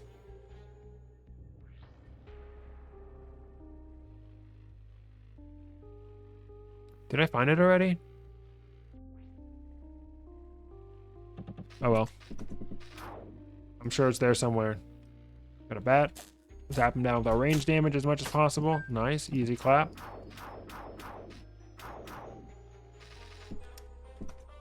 Oh, nice, a projecting javelin. All right, we're getting pretty hungry. So let's go ahead and drink our cleansing potion. Oh no. Go ahead and blind him. Fall back one tile. Nope, he's too fast. All right. Hit him with the smite. Easy clap.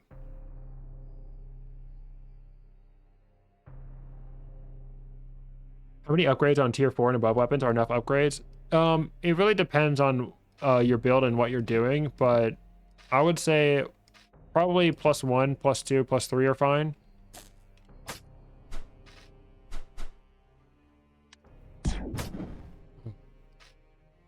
Go ahead and hit him, get him paralyzed.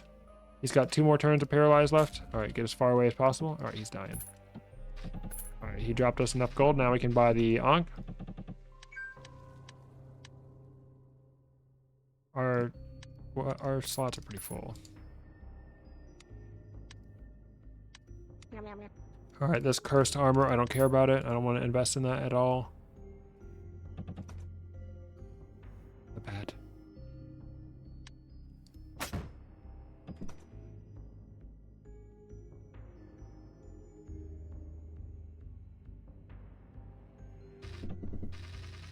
I beat the game all the time using like a +1 or 2 tier 4 weapon. What is this? Tier 3 even. All right, so this is a room that requires a levitation potion, but you can actually get around that by placing something that will not explode in the door, like a throwing weapon will not explode. So I'm gonna go ahead and throw a weapon at all of these. But you want to make sure that you don't throw a weapon right next to the chest, because you could explode whatever's in the chest. If it's like a food, it will just explode. But since it was a key, it was in no danger of exploding, but you still don't want to explode the chest. All right, we found a blacksmith. We'll talk about him later. Dang, I wish I made Aqua brews.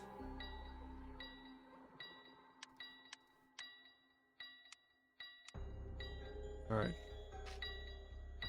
Because we could just knock this dude right off. All right, let's go ahead and blind him. Take him out with some throwing weapons. The cave spinners are really annoying. Because they trap you in their web. Smite. Nice. Easy clap. All right, let's go ahead and continue working on upgrading cleanse.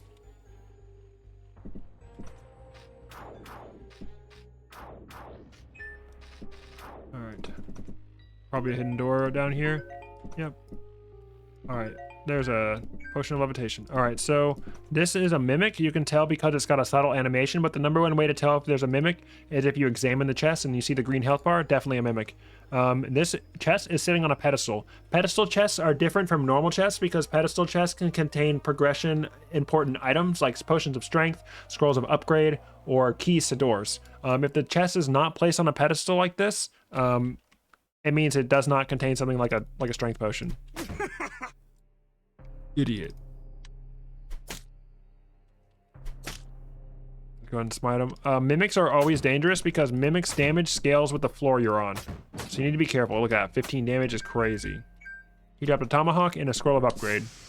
Corrosion trap. Cringe. Wait it out. A bat. Let the auto target take over. Oops, wrong button. Fuck. This is a dangerous situation. Crap. Alright, we need to see if we have dewdrops. We do. Okay, perfect.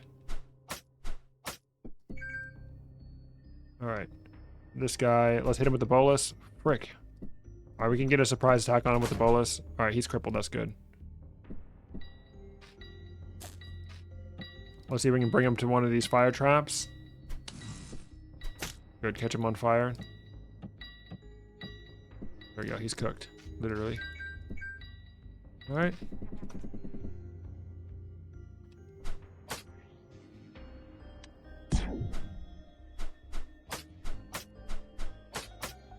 Alright, very good.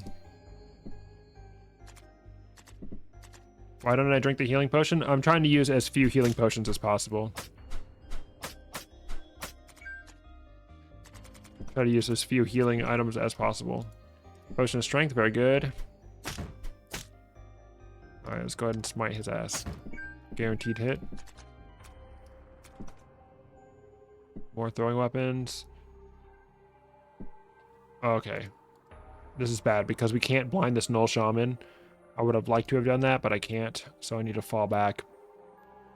So we don't get hit by both of these guys at the same time. 0 damage surprise attack. Thanks, Whip. Let's go ahead and cripple him. So the shaman spends more time trapped behind him. Alright. Perfect. And now we can blind the shaman. Make sure we don't take any unnecessary damage from that null. Easy. Starving. A new wand, but my inventory's full. Crap, dude, we have so many throwing weapons. I'm not interested in this mace at all.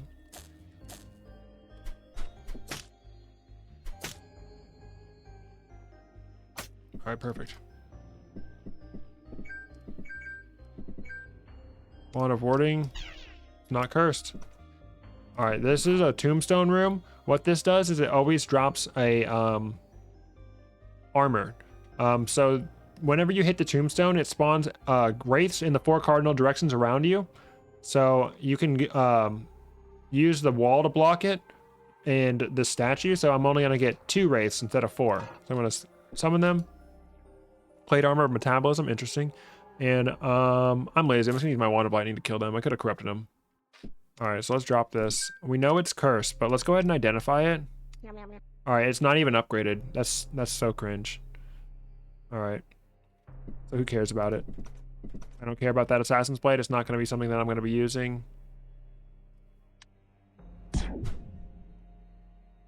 Let's paralyze him. And set up more Wand of Warding, maybe? Alright, it's a +1 Wand of Warding. That's not bad. And there's also a Shaman through this door. Where'd he go? Alright, we can recall inscription on the scroll of identify if we get something worth identifying.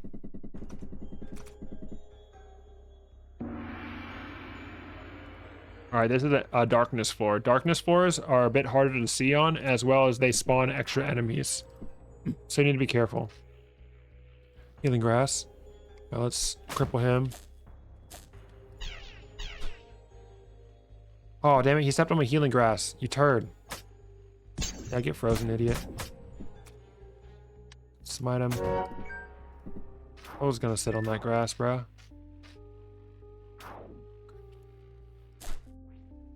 Alright, let's continue leveling up our lay on hands. This guy's annoying. One good thing about the whip. Oh, I don't have mind vision. You can loop them around. Unless it's a freaking cave spinner, he spawns a web on you. The web is still there. That was crippled. Cave spinners are the most annoying enemy in the world. Alright, and I can't even use my cleanse. Go ahead and eat.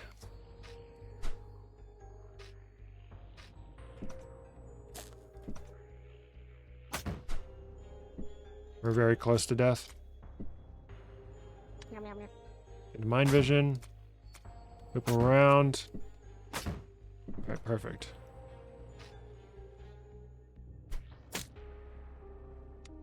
See what this do.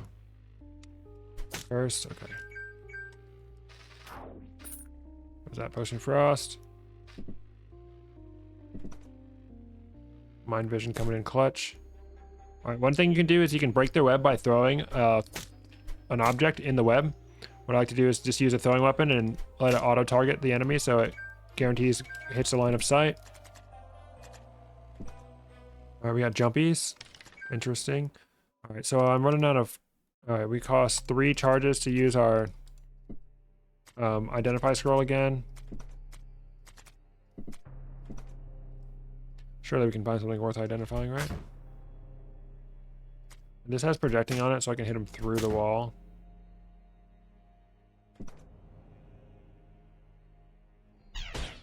Uh-oh. That's not very good. Okay. So what I'm going to do is I'm going to deep sleep this guy so I can deal with him later. And I'm going to cast Lay on Hands on myself so I have a bit of shielding to deal with this guy. Alright. Cast Divine. Here we go. Alright. We got a Battle Axe. Alright, so this is a green fire room. You can use an Aqua Brew. You can use a Wand of Frost. You can even use a Frost Seed, but in order for the Frost Seed to work, there needs to be fire or water directly adjacent. No, the only reason I was able to shoot through the door is because I had projecting on that throwing weapon. Frick. Yeah, getting a lot of value out of this Lay on Hands. Okay, I have all these items, bro. Oh my gosh, 2 of them? 2?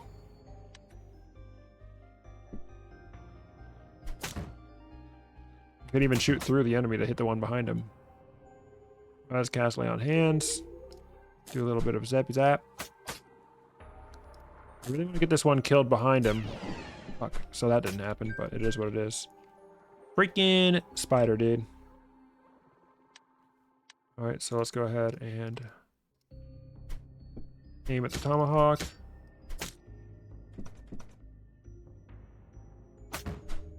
Alright. The bleed is not going to be enough to kill him, and he trapped me.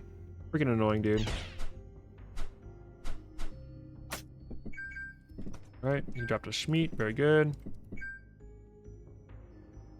Alright, I'm going to run downstairs real quick because I really need to throw a thing. Alright, perfect. We're on floor 14. We can throw some stuff down.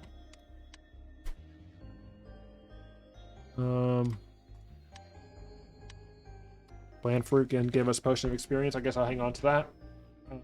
I don't need to keep my cracked Spyglass on me, but I probably want to upgrade it. Let's go ahead and throw down all these bombs. And I'm going to go ahead and throw these down just to make space in my inventory.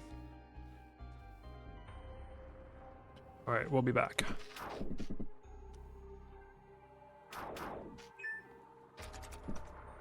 Let's go ahead and get this. Alright, and one thing we're going to do is we're going to drop our mystery meat, and we're going to throw the Potion of Frost between the meat and this fire. And it's going to freeze our meat and make frozen capriccio. Caprici, however you say that. And the frozen meat is better than the raw or the cooked meat because the frozen meat, not only does it heal your hunger the same amount, it also has a secondary effect, which can be things like making you invisible or healing you. So the frozen meat is always better. Alright, get a little bit of extra turns of damage on him. Alright, these guys are close together. Shit. Come on. Ugh. Oh my goodness. Alright, we need to smite him. So when their health bar turns white, you get an extra turn because that they won't attack you. So I'm gonna go ahead and use that. Use that to run away. Alright, it is totally a healing potion moment. Sometimes you just get unlucky like that. Good thing we didn't freaking die there. Alright, let's go ahead and we need to keep moving. Oh fuck. Blind his ass.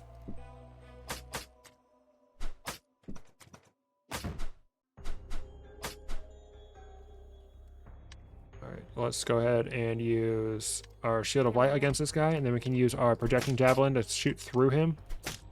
Wasn't able to kill him, unfortunately.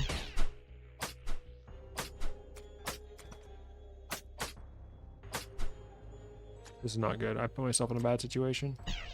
Yep, that's why. Alright. This guy's gonna come through the door. Perfect. Cripple him. Hit him with the tomahawk. Tomahawk again. Easy. Okay. Sometimes it is a certified healing potion moment.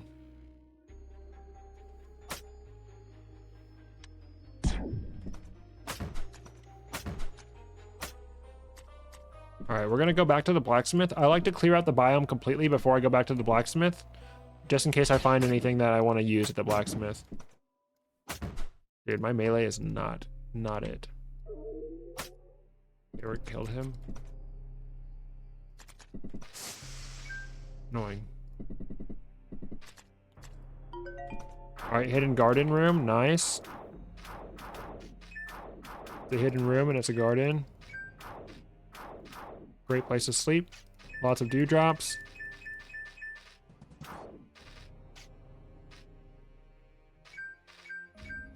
Welcome to the stream. No, this is not my game. Shattered Pixel Dungeon is open source, though. This is my mod of it. Terrified. No, wait, don't leave.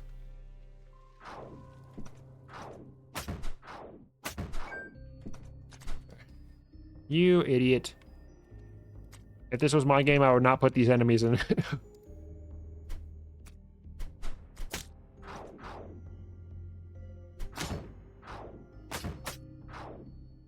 Butt face. Direct.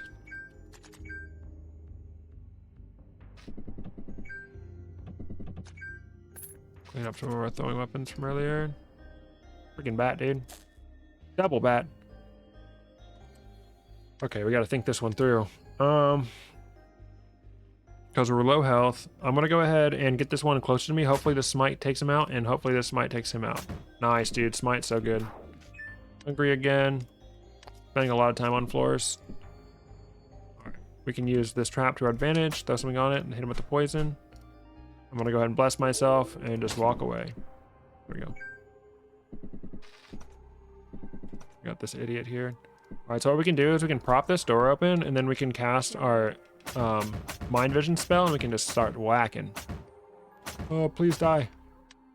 I don't have a fear stone against him. Let's just go ahead and put him to sleep, dude. I don't want to deal with this ass.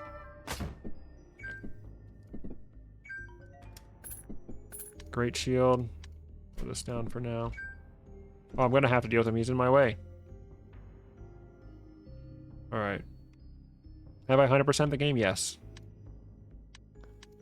Alright, so this is Scroll of Terror.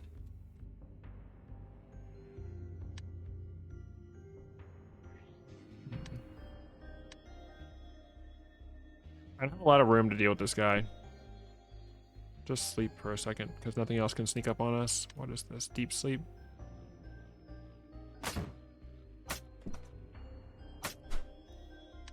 Hit him with a smite. Alright. Need to choose my next move carefully. Oh! Not careful enough. Alright, I'm gonna go ahead and recall inscription on this deep sleep. Boom. Hit him with it. There we go. Right.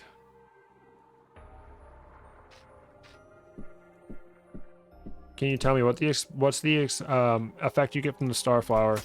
The Starflower, this guy right here, it gives you Bless, which is the same thing as the ability Bless. It just gives you evasion. This guy's so annoying, dude. I hate this guy.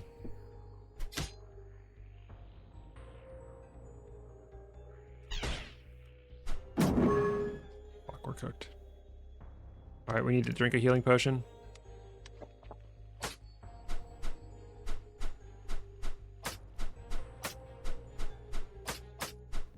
God, the whip sucks, dude. All right, we're gonna explore floor 14. Oh my gosh. And then we're gonna go back to the blacksmith, and it's gonna give us a big power spike. I'm actually gonna do the jumpies. Bro.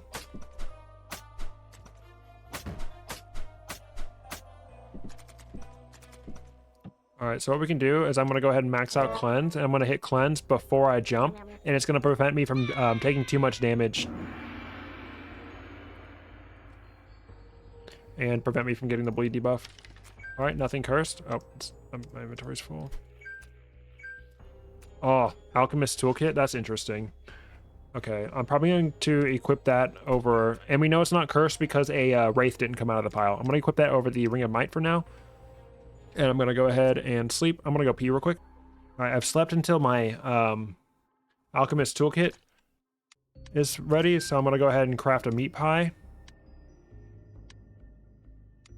We'll put the raw meat, because raw meat is better to use than carpaccio.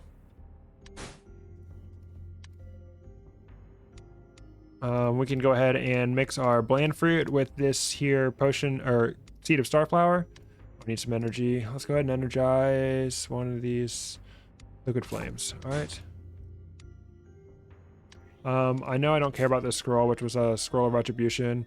And I don't really care about this scroll of recharging, so I'm going to go ahead and energize that as well because I want to go ahead and craft some Aqua Brews.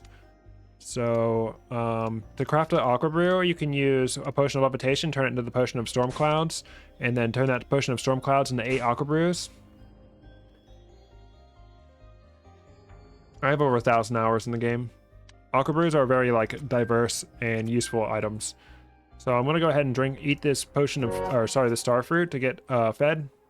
Go ahead and max out my lay on hands. Another one of these dudes. He's gonna put a web between us. Sorry about the pee break on the screen, Lamel. That's in the recording. All right, so I'm gonna start off by crippling this dude. Probably should start off by blinding him. And then put some space between us and deal as much range damage as possible. Get clapped, idiot. Alright, this guy can't reach us in here. He will try to gas us, though. We can just wait it out. Of course he gasses us again, dude. Annoying.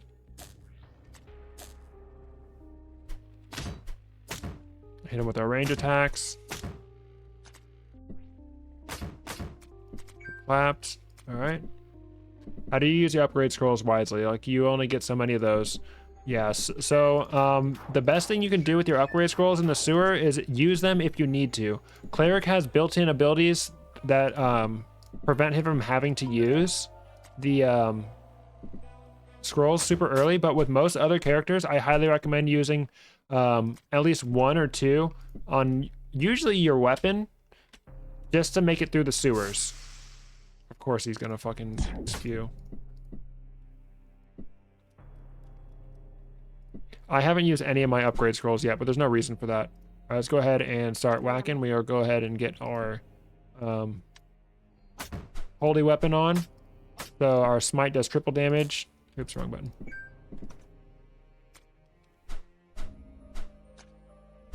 One of the cool things about the Paladin abilities is when you use your holy weapon, the duration of it increases every time you use another ability while holy weapon is activated. So let's go ahead, and same goes for the holy ward. Go ahead and use those. Go ahead and smite. An extra couple turns. Easy clap. There's this guy. All right, let's hit him with the... Oh, the blind didn't work. Uh-oh. Because I already blinded him once before. We got a kunai right there, a throwing weapon. Are you kidding me with the corrosion?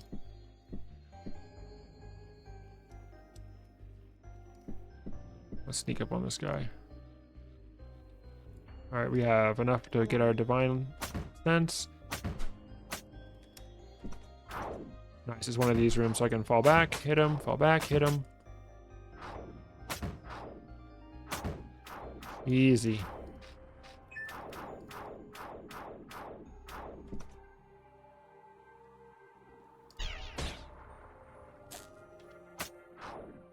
Got a divine sense on still, so I can keep hitting them. Alright, our holy weapon ran out. That's sad. I'll prop this door open. Cast Divine Sense.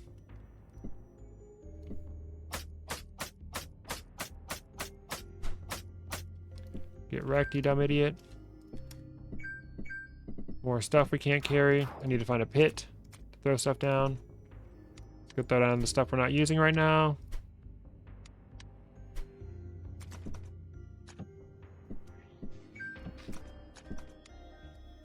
I'm counting on getting armor from the blacksmith, so we're gonna hope that we get armor from the blacksmith.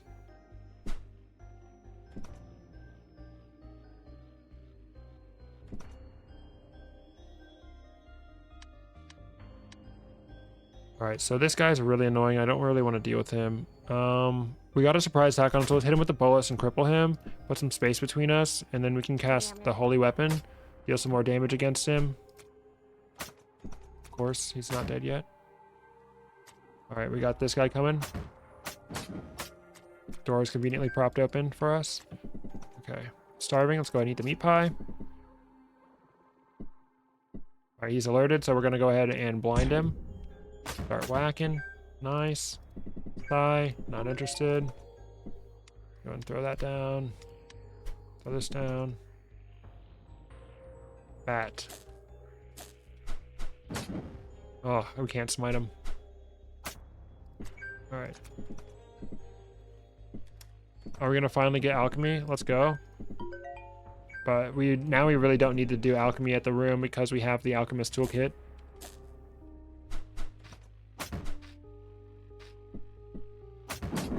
Oh. Alright, go ahead and get our divine sense so we can ring him around the rosy. This bat is trolling me. Oh lord, he found me.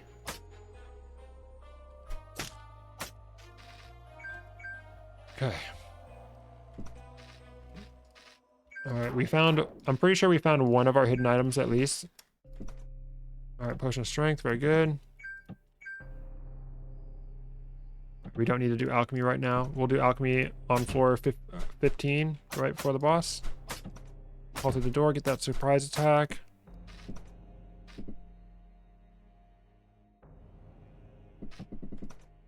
What can the whip do without projecting? I don't understand what you're saying.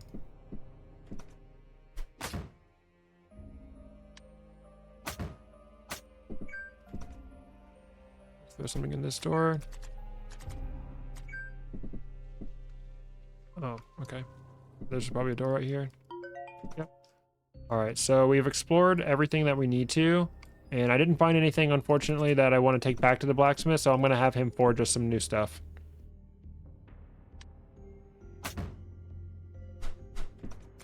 Or just die.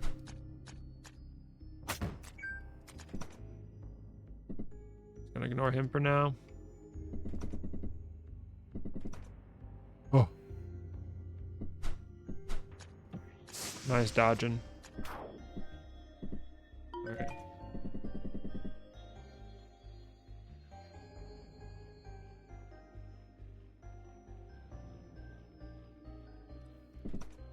I'm not hitting through the pillar, I'm hitting around the pillar, and you can only do that when you have mind vision. These guys are so annoying.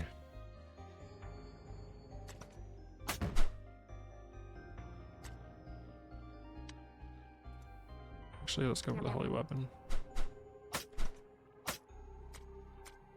Please die. Look. Alright, we need to blink stone.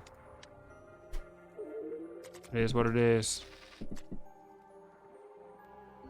Alright, blacksmith time. Alright, so depending on the blacksmith quest that you get, there are two versions of the blacksmith quest. There's a crystal one and the null one. I do that every Thursday. We want to make sure we have enough room in our inventory. We're going to need room for the pickaxe, room for the gold, and there's also potentially a pasty down there. So always have at least 3 slots free inventory space. So we got the pickaxe, and then there's going to be gold down there, and then possible pasty. I already have a spot in my inventory taken up by the ration of food. Welcome. Day's going well. It started off pretty bad with a glitch. but it got better. All right, so one thing I like to do is I like to use either a Stone of Clairvoyance or a Scroll of Magic Mapping. I'm okay with using the Magic Mapping here, so we can go ahead and find all of our gold. This is the Null Geomancer room. So we want to make sure that we take out all the enemies, because what the Null Geomancer does is he runs throughout the level and exposes a lot of things. So you want to make sure that you kill all the enemies first. What I've done is you want to be careful around these traps, because you want to make sure if you're in the doorway, if I was here and I activated that trap, I would get stunned by it, but I was able to fall back a tile and I didn't get stunned by it. Right now, these Null Guards, this Null Guard, this other one doesn't have it, but this Null Guard has a defense buff from the Null Sapper. That's this guy, so you need to always take out the Null Sapper first, or else you can barely do damage to them. These guys also have spears, so if you're one tile away from them, like I am right now, they do extra damage. Dang it, this is a really bad position to be in, because I can't reduce the damage. You want to make sure that they're as close to you as possible so they do less damage. All right, let's go ahead and smite him. Still alive.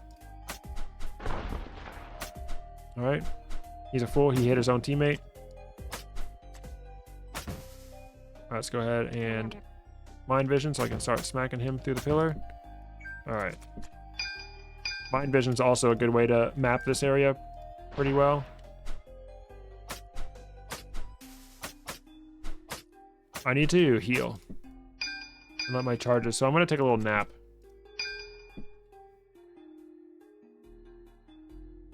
I'm feeling better now.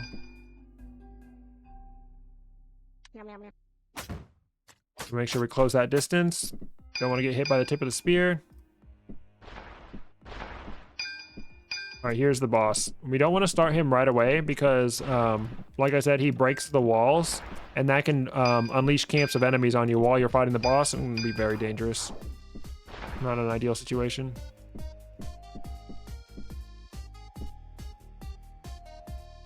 Hit this, and then we'll hit the smite on this guy. Boom, bam. Clapped, idiot. Close that distance. They do less damage if they're up close to you. Very nice. We still haven't found the food. In the Geomancer quest, there's always 2 pieces of food to find. So I want to make sure I find both of those foods. Ooh, yeah, that's some big damage right there. All right, we're gonna go ahead and smite him. And we'll go ahead and use Lay on Hands to get some defense against this guy. Easy clap.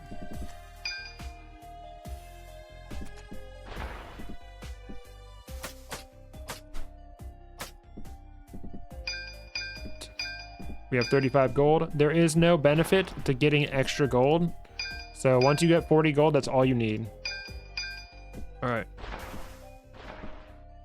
So look, we got a pasty, so that's why I made sure that I had enough room for the pasty, and now the next food is a ration. Go ahead and blind his ass.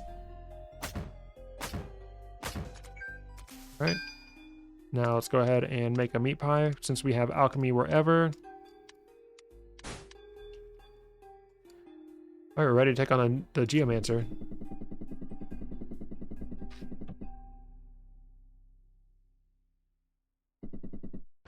All right, so the only way you can damage this his barrier is with your pickaxe, which is why he has that white health bar, and you can't do damage with him with wands until you melee him, get rid of his white health bar. Right now his white health bar is gone, and I can start using my whip to attack him, which means I don't need to be right next to him. Just take this one slow, and make sure that you're not putting yourself in a really tight and closed space, or else this attack is really dangerous. So we just want to go where the rocks aren't falling. Let him clear a path for us. Fall back. Now I can just whip him. Safer place to be. I'm gonna go ahead and eat my meat pie now. Make sure we're staying out of the targeted zones. There's usually a safe spot close to you, but you need to be careful because a safe spot can be occupied by a boulder. All right, we're done here. Make sure that I have 40 gold and the boss is dead. The 40 gold gives you 2,000 favor, and you get an extra 1,000 favor for the blacksmith for defeating the boss. So it's always worth it to defeat the boss. All right, and what you do with the blacksmith is up to you. It is very good to use as upgrade. If you got an item below +2, you get 2 upgrades out of this. But I'm not super interested in upgrading right now because I want to try to smith something, which is where he creates a new piece of equipment for me. All right, so I want this armor because my armor is super lacking. So let's go ahead and choose the armor from him, and it's not even upgraded. That's so cringe. All right, so let's go ahead and use him to upgrade it once. There we go. At least we got +1 armor. So I'm gonna go ahead and get this plate armor to +3. I'm gonna drink my strength potion, so I have 16 strength. I'm gonna go ahead and finally use some upgrade scrolls. I'm gonna take my armor to +5. +5 plate armor, very good. That can get me through the rest of the game. So now I'm gonna go ahead and inscribe it. Hopefully get something good. Entanglement, not interested. Viscosity is crap. Viscosity is slightly less crap on Cleric because you can use cleanse to get rid of the deferred damage debuff. But otherwise, viscosity is pretty cringe.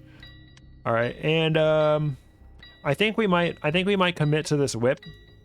So let's go ahead and so we're out of blacksmith favor. Let's go ahead and get the whip up. Let's also make the whip +5. Why not? And then we have another upgrade scroll for something else. And I'm gonna go ahead and finally use my Son of Enchantment. All right, we got Chilling Whip. That's cringe. All right, let's go ahead and re-roll the enchantment by using Recall Inscription to get another enchantment on it. Kinetic Whip. That's not terrible. So now that I have now that I have a enchantment on my whip, my smite ability is going to be even stronger. Yes, that 82 deferred damage, conserved damage for the next attack that I deal. That's absolutely insane. All right, so let's blind him. Let's see how much damage this does. 74 damage. Holy. All right. Now we have strong armor and strong weapon. Let's freaking go, dude.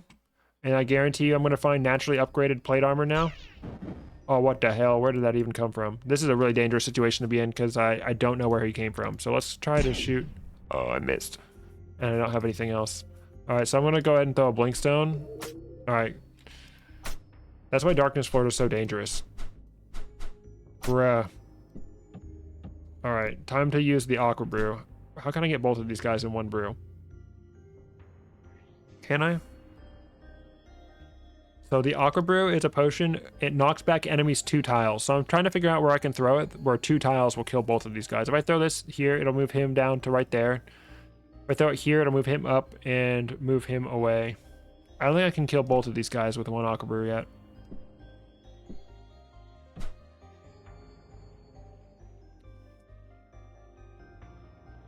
I'm gonna throw this here. I rooted myself, but it's fine. I think I can kill this guy before he gets up to me. Nice. Okay, cool. Sometimes I just don't want to deal with a motherfucker, you know what I'm saying?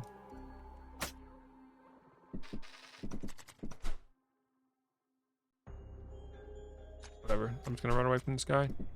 Actually, I can fight him now that I have upgraded armor. Yeah, look at that. +5, 0 damage. Crazy. All right.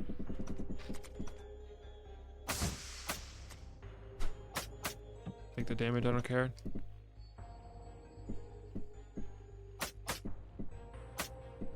Boy, I wish I had haste or something.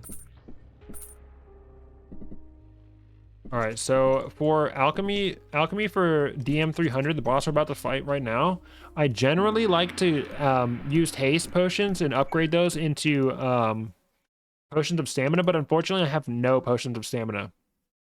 So that's depressing. Let's go ahead and make some random potions to see if we can get one of those.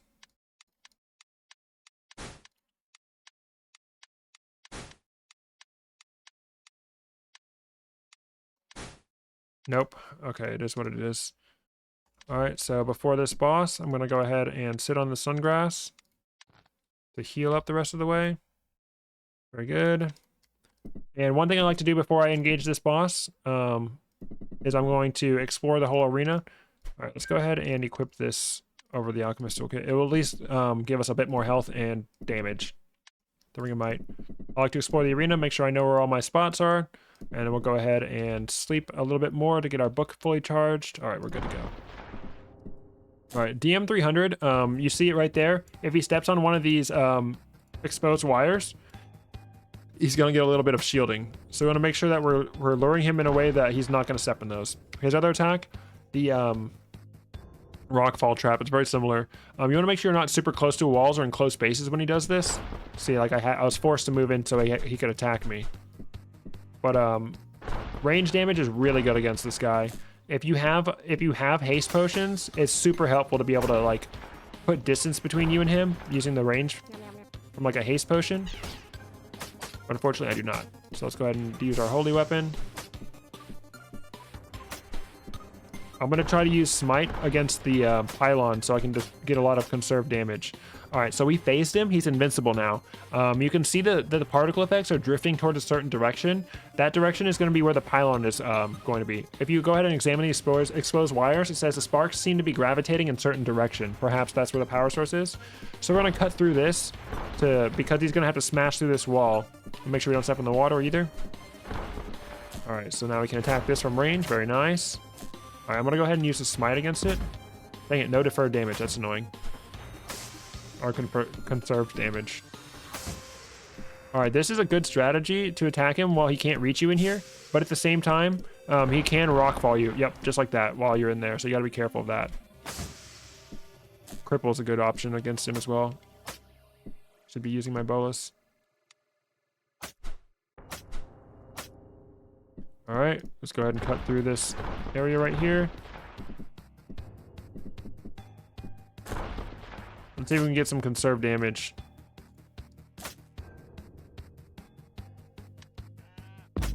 Nice, 63 conserved damage. So we're about to hit the fuck out of this guy. Dang, over 100 damage. Easy clap, all right. So the only bag left to get is the throwing weapon holster, so we're just good to go straight in. Come back for that stuff that I need to sell. All right. Throwing weapon holster, nice. I'm gonna go ahead and put this back on so I can do alchemy when I need to. I can't afford the Ankh. We got remove curse, magic mapping. Scrolls of magic mapping are super helpful in the next zone. So we're gonna try to stock up on those.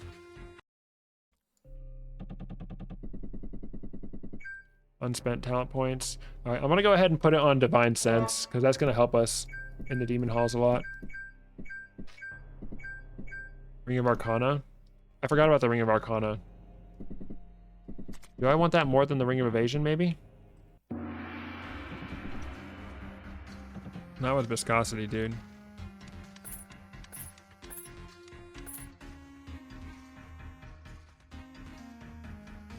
Oh yeah, I forgot I also had armor I could have reforged. Oh well.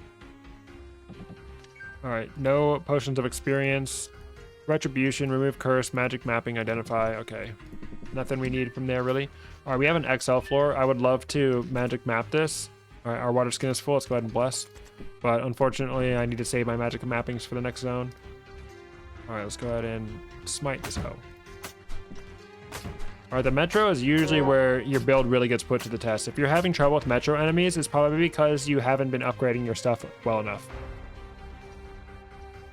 Alright, Aura Protection.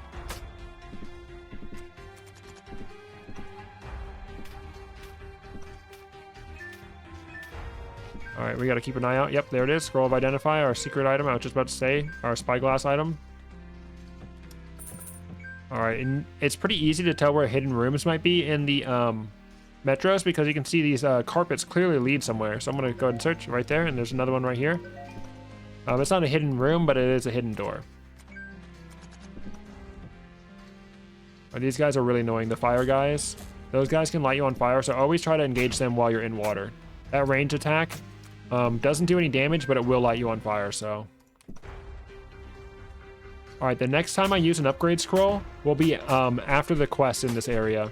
I want to see what ring I get from the quest, because I don't want to invest in a ring and then immediately get something better, you know what I'm saying?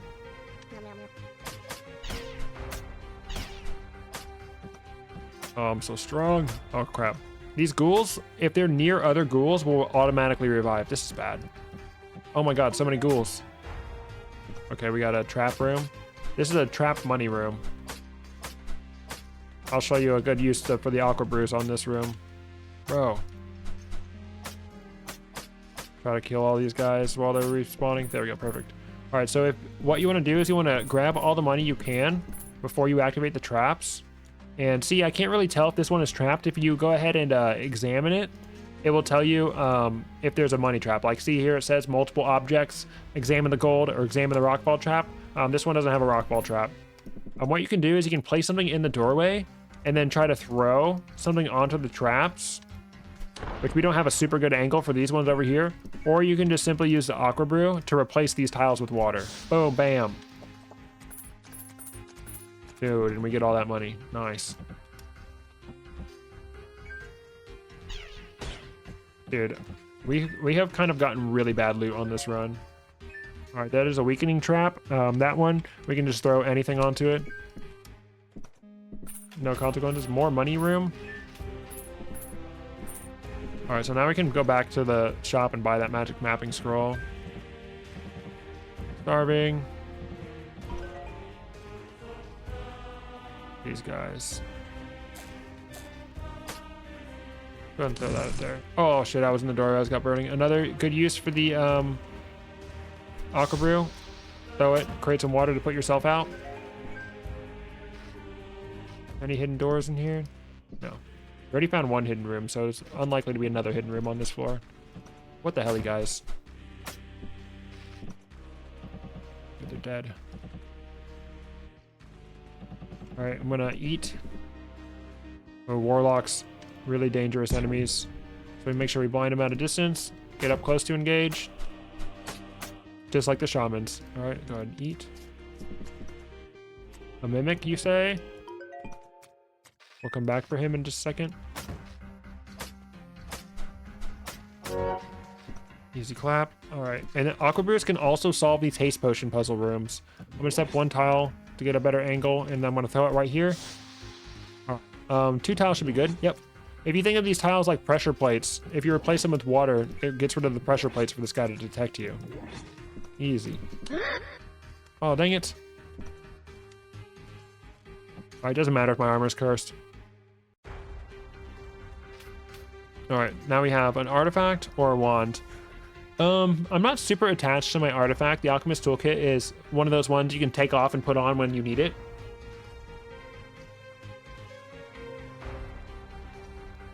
But I might get a ring that I want to use. Oh well, let's go for the artifact. So the Timekeeper's Hourglass is a good artifact, but the problem with it is you can only get the upgrades from the shop, and we only have one more shop left in the entire run. So I'm gonna go ahead and put this on for a little bit and make sure that our next shop is gonna give us some of that magic sand, but at the same time, we're not gonna be able to get this to +10 guaranteed. All right, so let's buy a scroll of magic mapping. I'm gonna go ahead and sell this Ring of Might, honestly. I'm not gonna use it. Retribution, identify, remove curse, toxic gas. Toxic gas, how many toxic gas do I have? All right, toxic gas is really helpful for the boss coming up, so I'm gonna go ahead and grab another one of these. Identify, how many identifies do I have? 4 identifies and 4 remove curse. All right, we're cooling on those. Retribution, I don't really need that. I think we're good on everything from here. All right, I have a lot of money, but it is what it is. All right, this guy, oof.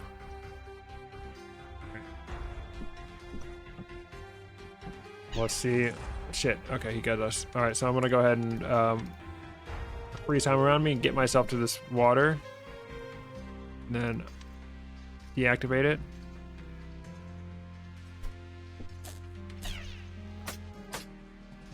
Gonna also use cleanse. All right. Yeah, Timekeeper's Hourglass is one of the best artifacts. Any artifact that gives you instant movement or anything that gives you instant movement in general is super good. All right.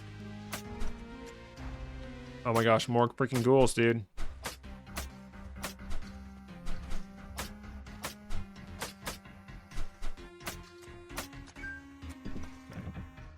We're cool and though, we're really strong.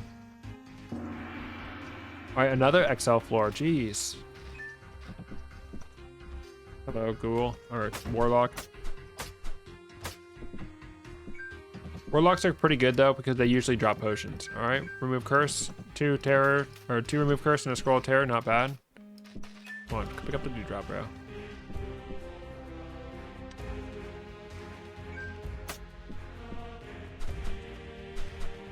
right, let's go ahead and cast Bless on ourselves so we get less damage.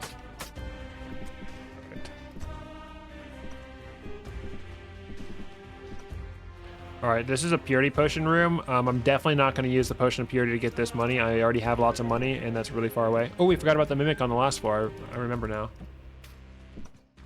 Oh, monk. Monk are really annoying. When they see you, they will focus, and with the focus, what that does is it parries your next attack. So your next attack will do no damage to it. So make sure you're not using one of your strong attacks against it when it's parried. All right, let's go back upstairs and kill that other mimic. Where is he?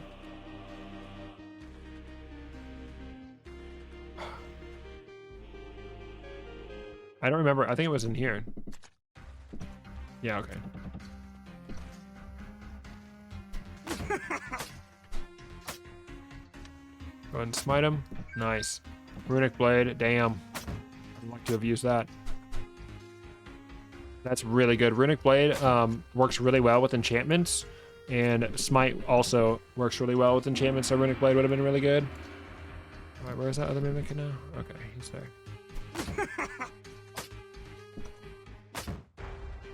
Smite him. Alright. Potion of Purity, perfect.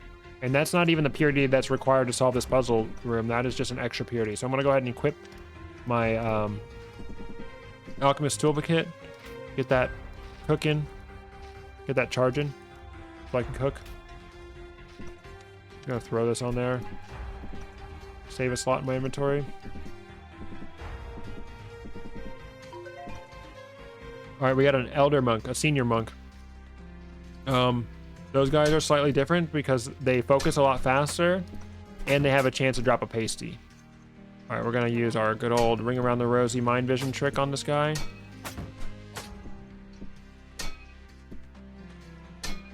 Oh my gosh, he's gonna continuously parry me. All right, let's hit him with that. Burning. All right, let's go ahead and cleanse ourselves. Get rid of that burning. Bring around the rosy this guy. Nice, he dropped a pasty for us. We got some hidden money right here. A hidden room. Nice, a hidden alchemy room, let's go. And another potion of purity. We're getting 3 potions of purity on this floor. Our food woes are solved. Oh. All right. So let's go ahead and oh my gosh, we're getting 4 potions of purity. I'm going to put 3 major oils together to make a purity as well.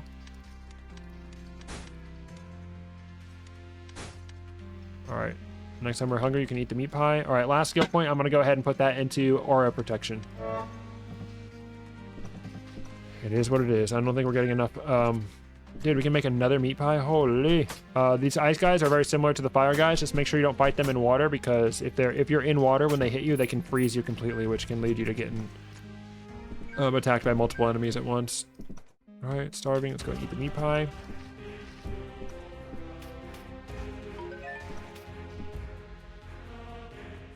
Lightning guy. No real trick to them.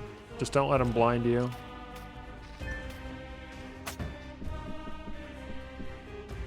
Being blind is really inconvenient. We got triple crystal door room. We might get a experience potion. All right.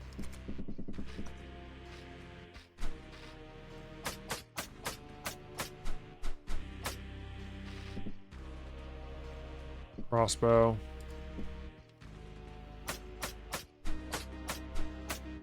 Whip is so good sometimes. All right, we have an information well. What this does is if you step in it, it reveals the location of all items and hidden doors on the map, as well as lets you know if anything in your inventory is cursed or not. You can also throw an individual item into it, so it will tell you exactly what it is. So I'm going to step into it, so I know that this scythe is not cursed, my runic blade is cursed, my crossbow is cursed. There's our potion of purity. We're looking at a scroll of mirror image and a potion of experience. Rip. There's our potion of experience. So one of the good things about potion of experience is it gives you 2 extra talent points to put into a tier. And one of the things I like to do is I like to keep 3 extra talent points in tier 3 in case I want to go light reading. But I probably will not go light reading.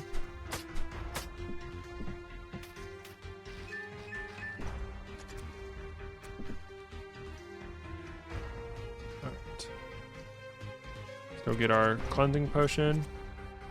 All right, let's get out of the water. Oh, Chaos Elemental. Those guys are just basically cursed wand the enemy. They can do all kinds of random effects to you. Yep, like that. And they often drop, what the hell? They often will drop the Scroll of Transmutation, so try not to burn them if you can. Bruh. You get a smite, and you get a smite. All right. So he did drop a Scroll of Transmutation. Alright, let's get our cleansing potion. We have toxic gas. Good thing I bought one of those from the shop, right? Alright, let's go ahead and blind his ass. Close that distance.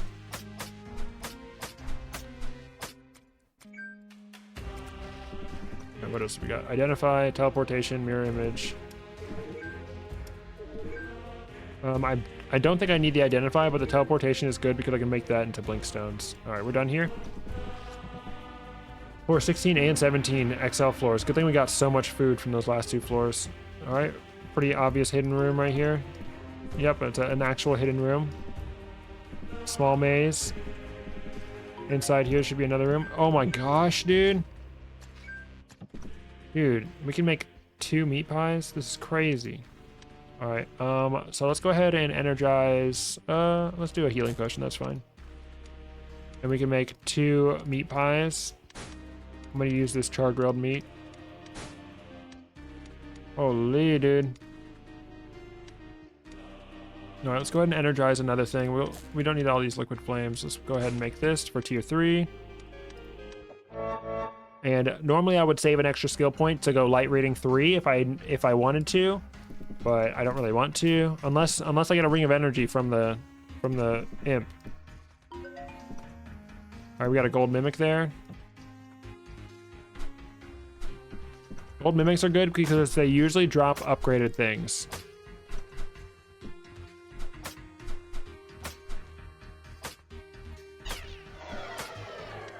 Smite. Smite.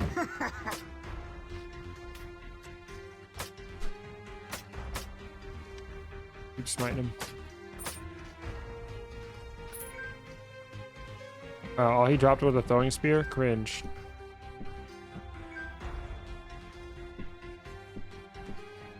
Let's see what we can do with this. Bro, I just shot. I was thought that it would hit the fish.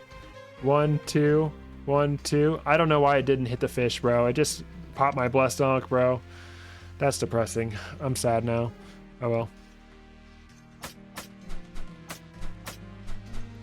But yeah, you can use traps against enemies. Just make sure that the enemy is closer than you are. Oh, the accuracy on this whip is so bad. Alright, in honor of using that Ankh, let's go ahead and just drink a healing potion, dude.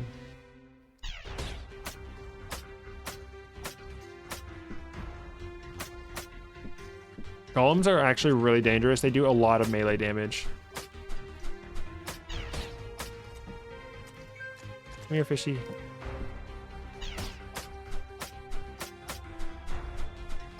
Another good thing to do is just use Sunray to blind them so you get a surprise attack every time you hit them. Alright, we got a potion of levitation. Hello, monkey.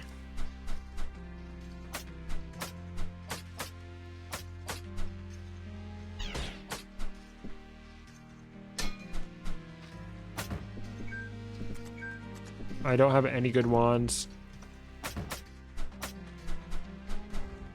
Oh my gosh, dude.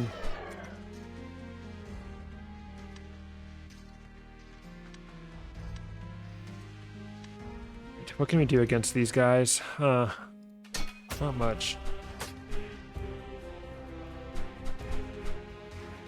So let's go ahead and do aura protection to reduce the damage I'm taking during this thing.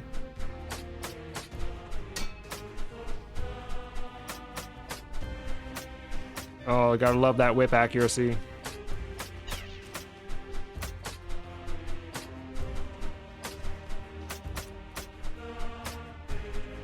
So anyway, I started whacking. There we go. That's how you use the aura protection. Oh, another weakening trap. I don't want to get weakened. I don't think I found my hidden item on this floor, did I? Oh yeah, it was a crimson potion. Go to upgrade. Still no imp yet. When you get into this zone, you want to find the imp as soon as possible, but sometimes he doesn't appear until floor 18 or 19, which is what we're getting.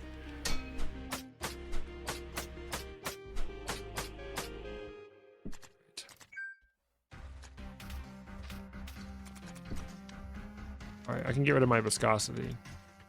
Oh, will not work on curse armor? I didn't know that.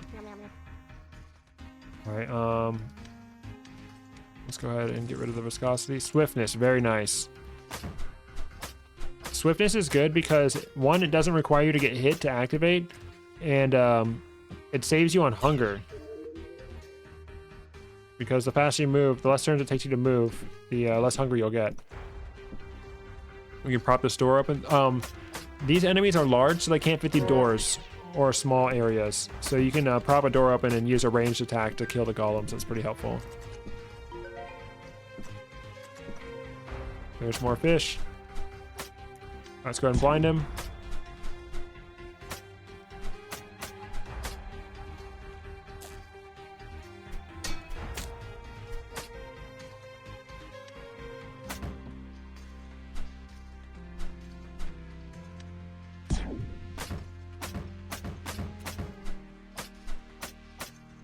Come on, fish, you can die.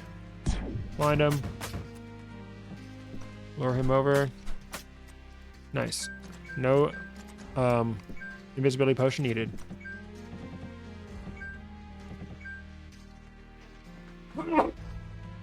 Excuse me. Alright, this guy's gonna teleport me.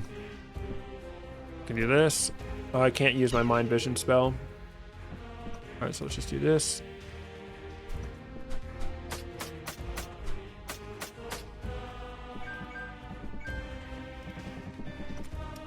What do we got here? Alluring chest, or we have lullaby, healing, or mirror image. Let's go for the chest because I don't need any of those supplies. Frost wand, dude, are you kidding me? Oh my gosh, dude. All my wands are extremely cringe. Let's try to get these identified at least. Alright, floor 19, imp. Which is really annoying. He's most likely going to ask me for golems after we've already killed multiple. Alright, so one thing we can do is we can drink a potion of mind vision. And we can locate the imp. Okay, he's up there. So let's go get him ASAP. So any kills, yep, he wants golems. Any kills will count towards him. So this is the old Imp Quest. By the time you're watching this, the new Imp Quest might be out. So do check on my channel. If the new Imp Quest is out, I will have a video on how to do that specifically. So check that out, please. All right, we get him to teleport us. I don't want to alert that guy down there. We throw something in the door. Just start whacking.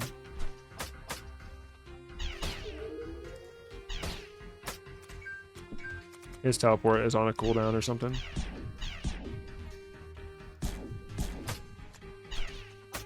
Oh, he's gonna freeze me. Cleanse so I don't get frozen. Alright, this is a trap floor room. Hello, stupid.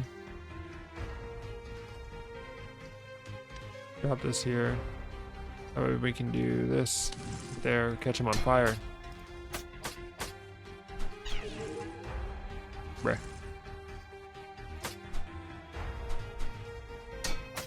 Alright, let's go ahead and smite him.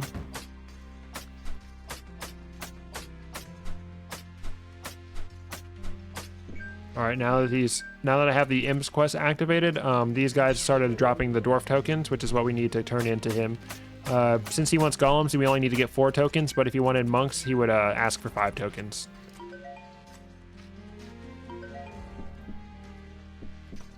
Search these tiles, make sure we don't step on any fire. Nice, some stone gauntlets. Pedestal chest, has a scroll of upgrade in it. Alright, potion of strength in our alchemy room, but since we have alchemist toolkit, we don't need to worry about doing that.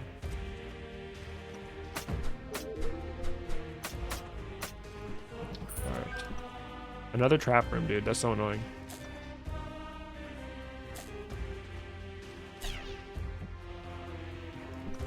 They're not coming towards me because of this trap. Oop. Wow, 2. So we can smite him and get some deferred damage. Nice.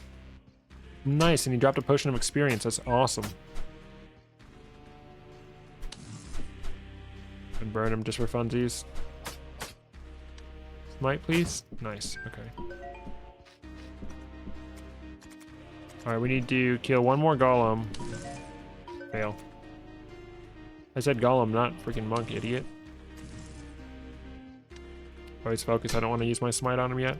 Let's go ahead and smite him now. Easy clap. Alright, we're just waiting around for one more golem. Now, it does not have to be on this floor. I can go back to the previous floor. Try to hunt for golems.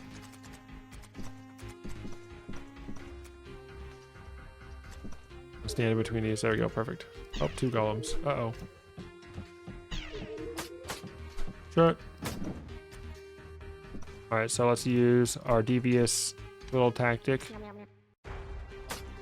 Mind vision, bruh. What are you doing? Get your stupid ass out of here, bro. Oh, this is not good. I wish I had some sort of AoE. That's what I'm lacking right now. Alright, so let's go ahead and cast protection so we can walk around. Get out of the way of all of these dudes. Okay. Oh my gosh.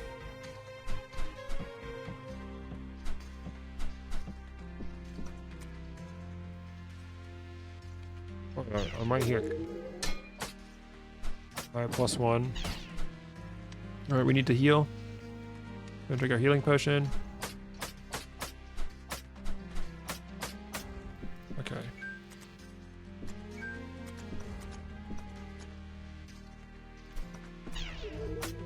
He bat face. Let's just kill him.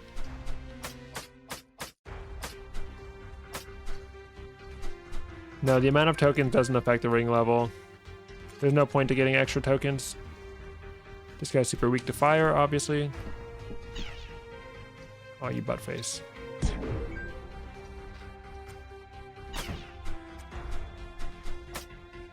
Can cast Aura Protection, reduce the damage since I'm fighting multiple targets.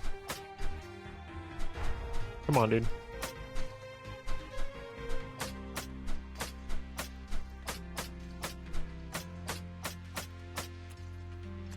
The Imp can drop a +4 ring, though, but it's always cursed. Alright, what do you got for me? Ring of Arcana +2. Okay, that's cool. I will go. Yeah, they only spawn the opposite of what you need. Alright, let's go ahead and go all the way in on this Ring of Arcana. How did I upgrade it 4 times and it didn't break the curse? Are you kidding me? Alright, it doesn't matter. Alright, Ring of Arcana is going to make me move faster with my swiftness. As well as, make my kinetic store more damage when I kill something. Alright, now it's time for some alchemy for Dwarf King. So, one thing I really like to carry into Dwarf King is going to be the upgraded Toxic Gas Potion. We're going to need some energy to create that, though. Scroll of Rage can be made into Stone of Aggression, which is really good for if you don't use it here. If you don't use these alchemy items here, you use them at the final boss. So I will go ahead and decide what I'm going to energize. I don't need all of these. I want at least 3 of these.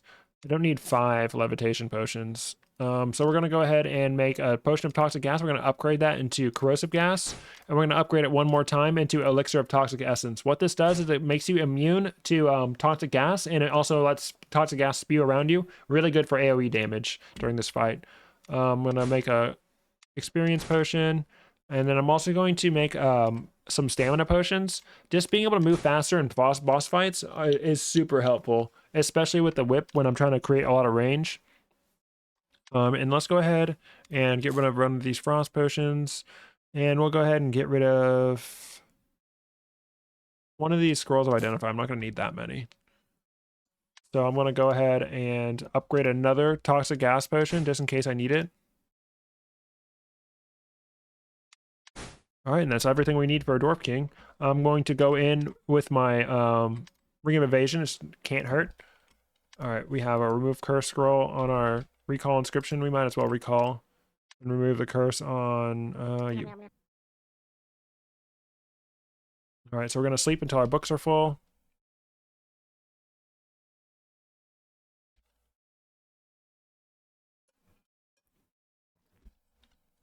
We're going to eat just a little bit because that we won't get hungry during the boss fight unless we take forever. All right, phase one. One thing you can do if you don't mess it up, you want to throw these bombs, and he will walk right into them. All right, so let's light and throw. Hopefully I did this right. All right, sweet. He got hit. Nice. See, look, it chunked the fuck out of him right away. All right, let's go ahead and chill him. One thing I really like to do is put a seed of earth right here and just tank everything, but unfortunately I don't have an earth root seed. All right, so let's go ahead and drink our stamina potion. This is going to help me put distance between me and the enemies.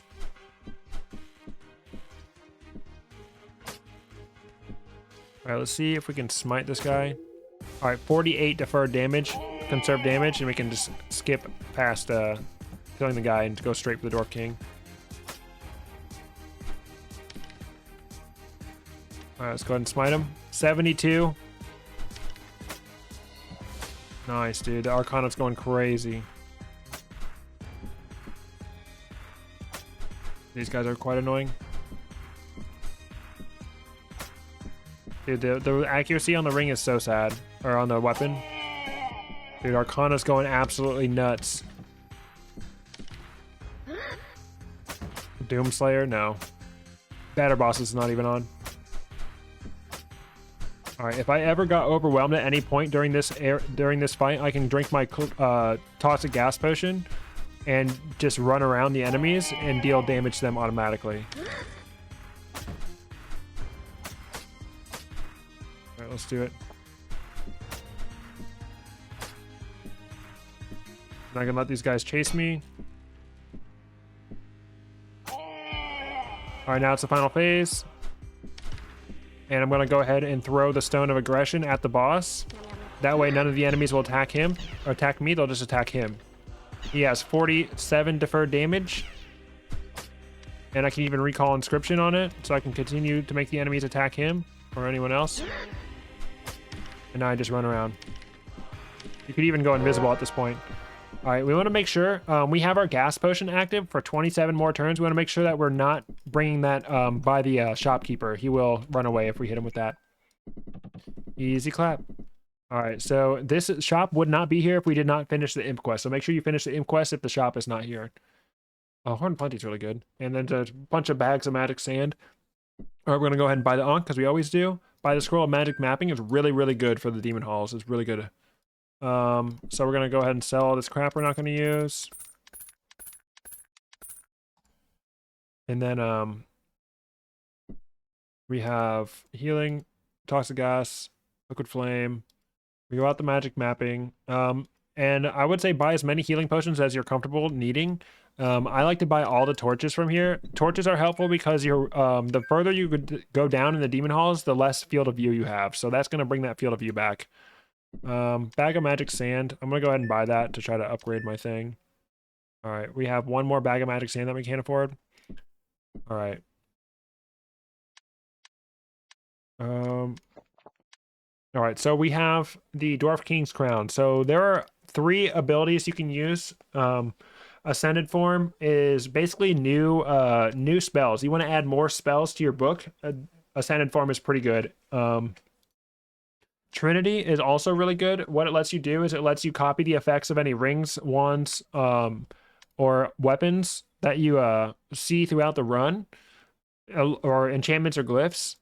But the number one thing I like is the Power of Many. The Power of Many lets you summon an ally that will take the heat off of you, and not only does it do that, but it also increases your field of view. So we'll go over the skills. Honestly, I don't think any of the power of many skills are that great at all. Lifelink, what it does is it lets you share damage between you and your empowered ally. This one can be pretty good, especially if you have really good defense, but it can be dangerous because sometimes your ally will get hit and there's nothing you can do to stop it. Another one is the Beaming Ray. It basically just does bonus damage to the nearest enemy, and it's good, but it costs how many turns? It only costs 1 charge. It lets you teleport your ally. So this is probably the skill that I'm gonna max outside of the other one. And then stasis is pretty good. I find that stasis is not super helpful. What it does is it lets you put away your empowered ally and then bring it back out. This is good depending on what your ally is. If it's something non-renewable like a bee or something like that, that could be helpful with this. But otherwise, the number one skill I always go for is heroic energy. Reducing the cost is gonna get that magic guy out there more often. All right, and I'm gonna go ahead and upgrade aura protection more, and then wall of light. And I'm gonna go ahead and drink my potion of divine inspiration for tier 4, get 2 more points. And I'm gonna start upgrading beaming ray. All right, we can't afford that yet. All right, liquid flame. I don't think augmentation stones are worth it on 0 challenge. All right, we're gonna go ahead and sleep, get our weapon ability, our armor ability charged. All right. What I'm going to do is, now that I'm in the demon halls, I want to magic map as many of these floors as possible. So I'm going to hit the scroll of magic mapping. And my goal right now is, before my recently used rune runs out, I want to get to the next floor and go ahead and recall inscription on the magic mapping. Get him, power of many. I'm going to let him deal with it, and I'm just going to run away. Okay. Oops. All right. So now I'm going to go ahead and cast this, recall inscription. Boom. All right, now we're ready to finish up this floor. So the number one thing you want to do in the demon halls, right when you get down to the, right when you enter a floor, is you want to find this demon spawner. This demon spawner, if you leave it alive, it'll empower the final boss. Oh, and summon monsters throughout the level. So never sleep in the demon halls unless the demon spawner's dead. All right, we'll go ahead and take this out before we get started on the rest of the floor. Let's see how much smite damage we can get. Oh, no deferred damage. No conserved damage.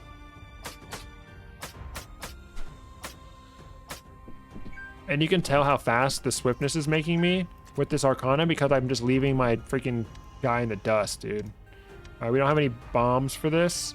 We don't have a fire seeds. I'm just gonna use the fire potion against this. Doomslayer, you can only do that on batter bosses.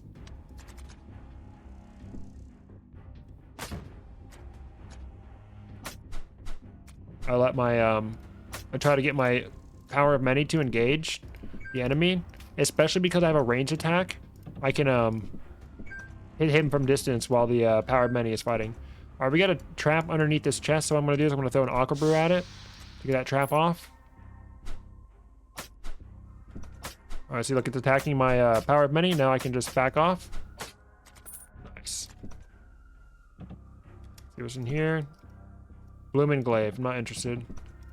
And you can see my field of view is a bit low, but if I go ahead and summon my power of many, it increases it. It's kind of hard to tell at this area, but...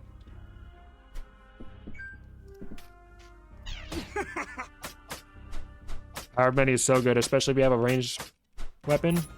Just let them do all the work, and you just sit back and whip. Alright, teleportation. Alright. Oh, shit. Good thing I dodged it. Alright, so the Demon Eyes can be pretty dangerous. You want to make sure that you have an area to fall back when the Demon Eye starts charging its laser. You want to fall back around a corner. Alright, my water skin is full, so I'm going to go ahead and bless an Ankh. Potion of experience, nice. The succubuses are also very dangerous. If you get more than 2 tiles away from them, they'll teleport up to you, which is an instant attack. So you got to be careful with that. Smite. Boom, bam.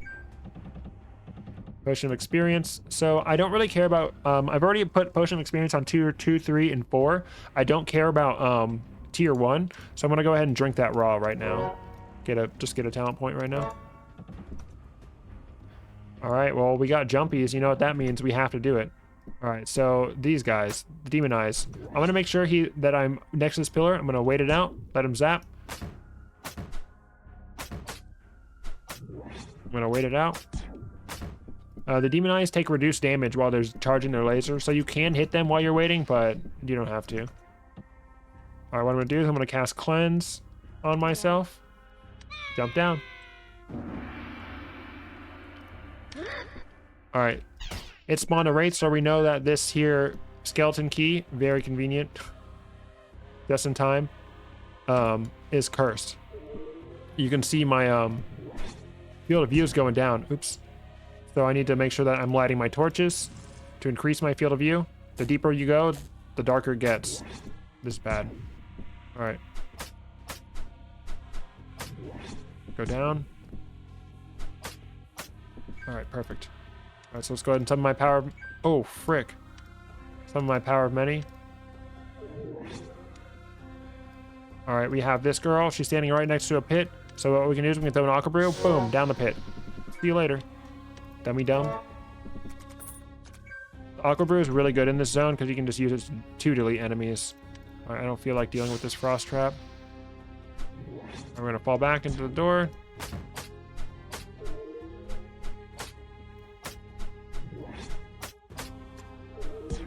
Tank this laser for me, power of many. Get him. And the power of many is even better if you have a ghost or like anything kind of ally that goes with you. Like if you're using corruption or anything like that, that's really good to use with that. But it's also good just on its own.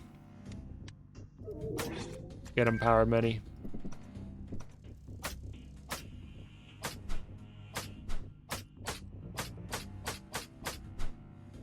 These Ripper demons are really annoying because they attack twice. 110 conserve damage. Uh-oh, he jumped on me. All right, I need to cast cleanse, get rid of that bleed on me. Power of many, because we upgraded that recharge ability. We're able to summon him often.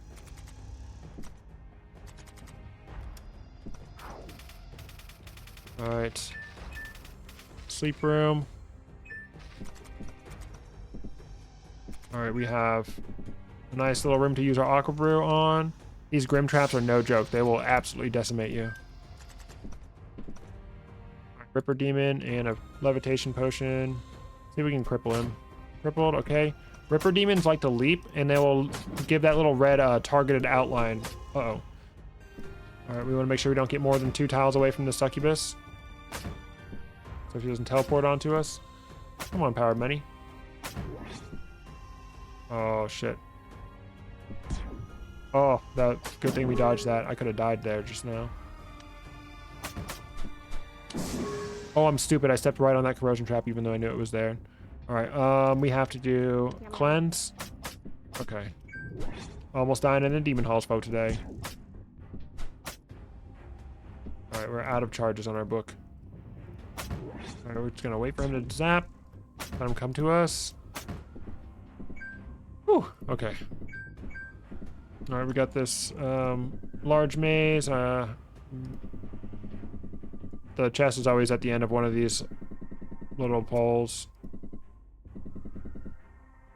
Here, maybe?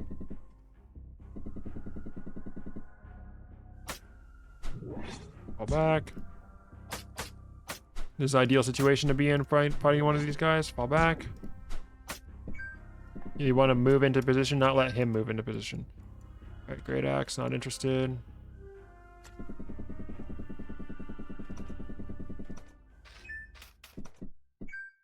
Potion of Strength. Health is pretty low. I'm gonna go ahead and drink my 4 dewdrops so I'm not at 1-shot range. Oh, power many. Go burn.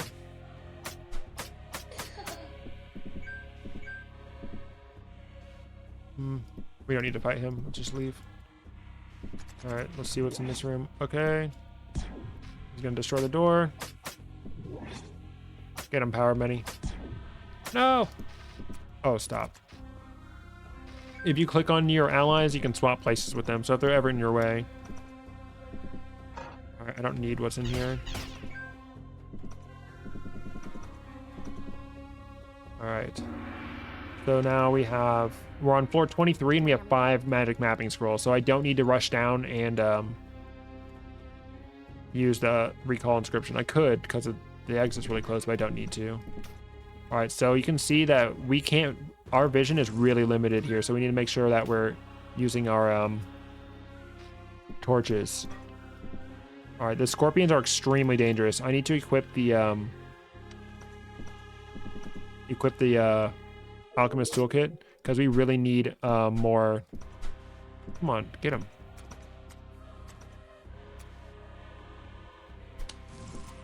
We really need more Aqua Brew. RIP our torch. It's fine though. Power of many is just like torch plus. Oh, come on. Oops. We can use lay on hands to heal our power of many. Use smite to destroy our enemies. Dude, why is she so strong? Alright. So let's go ahead and make some more Aqua Brews. Make a potion of frost. Invisibility. I'm not going to use these cursed metal shards, so I'll go ahead and energize those. I don't need this many of these potions.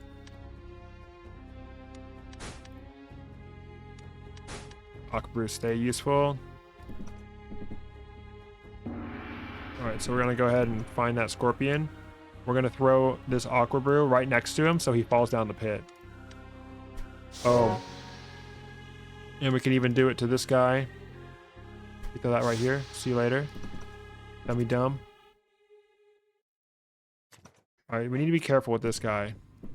Alright, he's lasering us. We'll blind him, and he'll shoot the last place he saw us. Alright, good, he died.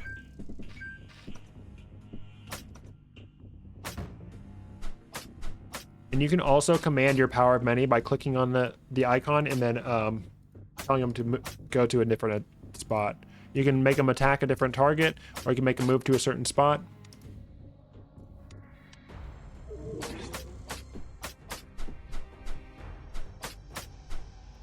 All right, one more floor.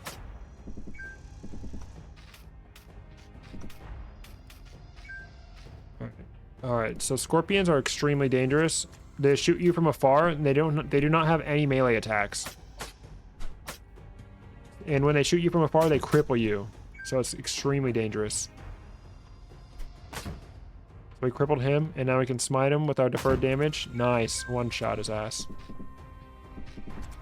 Alright, we have a hidden bookshelf room. The hidden bookshelf room, the way you know that a bookshelf is burnable and there's something behind it is if it's in a hidden room. Any bookshelf that's not in a hidden room is not a burnable bookshelf. So we can tell that this is a hidden room because this door would not have been revealed to us if we didn't use the magic map. We have the mini maze, and then we have the actual hidden room itself. Alright, so let's go ahead and burn this bookshelf down. I could have probably used a Stone of Blast. Do I have that? I do. Oh well.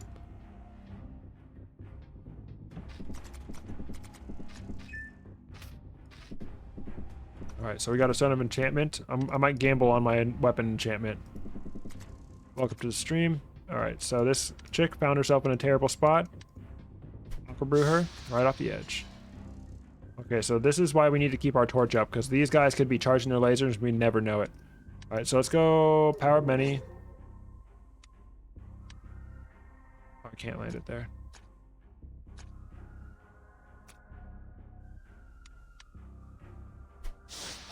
Dang it. Oh well. I'm trying to knock this lady off, but I hit my guy.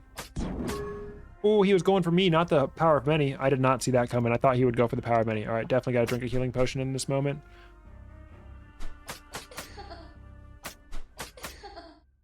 Let's go ahead and smite her. Dang it, she's still alive. Power of many's dead. Dang it. All right, this is really bad.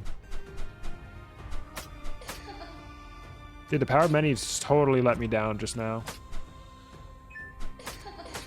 Can't trust no one but yourself. Remember that, okay? We got power money. Alright, gotta make sure we fight him near a corner. And we go to him. We don't let him come to us.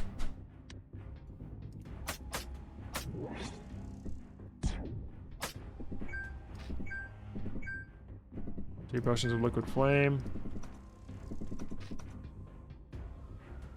Yes, the power of many empowers any ally, so you can use it on like the Rock Guardian from Wand of Living Earth. You can use it on a bee. You can use it on a scroll of mirror image. There's lots of things that you can use it on. It's a bit better to use it on a scroll of mirror image because those inherit your weapons. So like because I have a whip, that means if I use a mirror image scroll, it would have increased range, which I probably will make some mirror image scrolls, prismatic image scrolls if I can. I don't have any right now, but we'll see.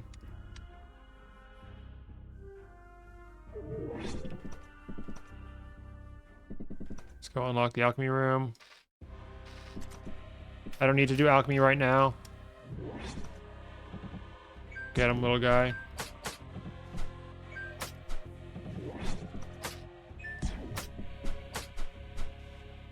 Oh shit, there's a scorpion near me. I need to go ahead and use my light.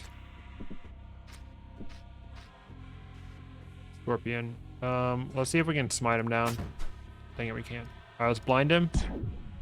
That way we can get surprise attacks on him. Freaking evil eye blocking me.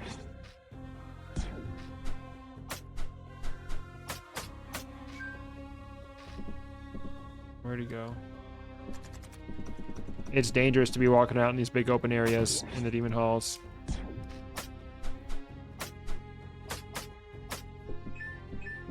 Alright. Power of many plus rat occupy. You can't do that at the same time. Alright, final floor. Let's go ahead and magic map it. And you can see we're surrounded by grass, but the darkness is really heavy down here. Go straight for our evil demon spawner.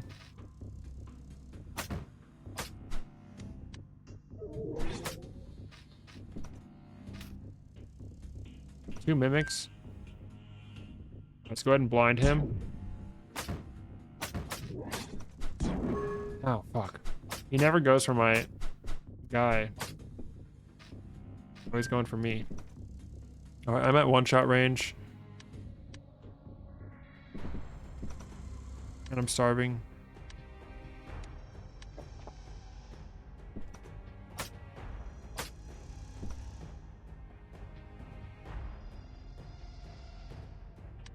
Let's go ahead and give myself a little bit of barrier.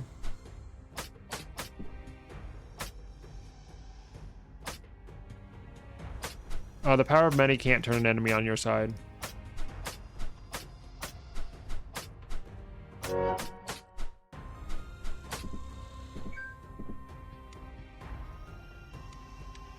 Let's have him guard this entrance, and then I'll plant my seed and sleep on it.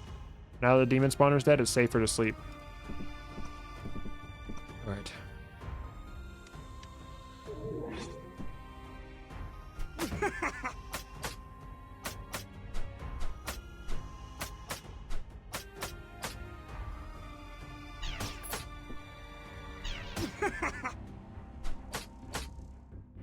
Smite his ass. Oh lord, he coming. Yes, at this point, the mimics are going to be very powerful, so be careful. Okay, good thing we have Aqua Brew. Throw it right here. See ya. He dropped a potion of experience down there, fail. Another Aqua Brew moment. See ya. Right, this guy can't be Aqua Brewed. Ooh, not good. I actually have a really fast movement speed when I'm not near an enemy. Oh, bad movement. Go ahead and blind his ass. And then smite him.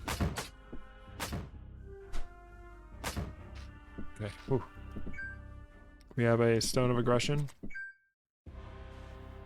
Potions that fall down shatter.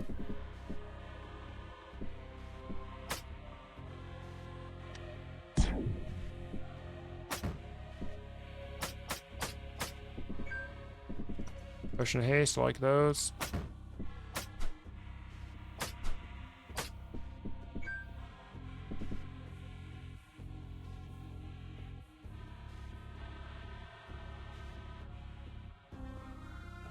Alright guys, give me 1 second. Alright, we're back. Sorry about that. Alright, this little guy. Fall back, he's gonna hit us with a zip zap. We're in a bad position. Make sure we get somewhere more advantageous. Okay. Potion of Frost. Big empty space. Don't like that. Don't like crossing this big empty space. My poor little guy can't keep up with me. Oh, 2. Alright, let's see if we can kill 1. Nope. Oh, fuck. I have no charges on my tome.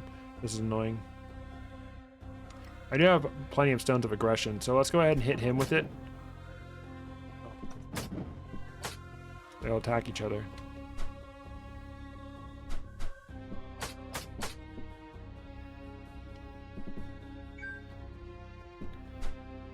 Oh god, laser.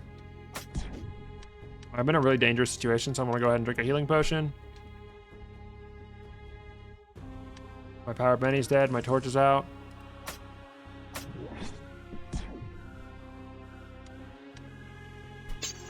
Go the B. Power of many the B. Oh, only power allies. Dang it. I can't power many the B. Sad. You can make the bee your friend, though, if you use Potion of Honeyed Healing, but I'm not interested in that. Alright, so you can use an Aqua Brew to break this firewall, but I actually want to freeze my Schmeats. So I'll go ahead and drop my Schmeat there. Then I will throw the Potion of Frost. There we go. Same as last time.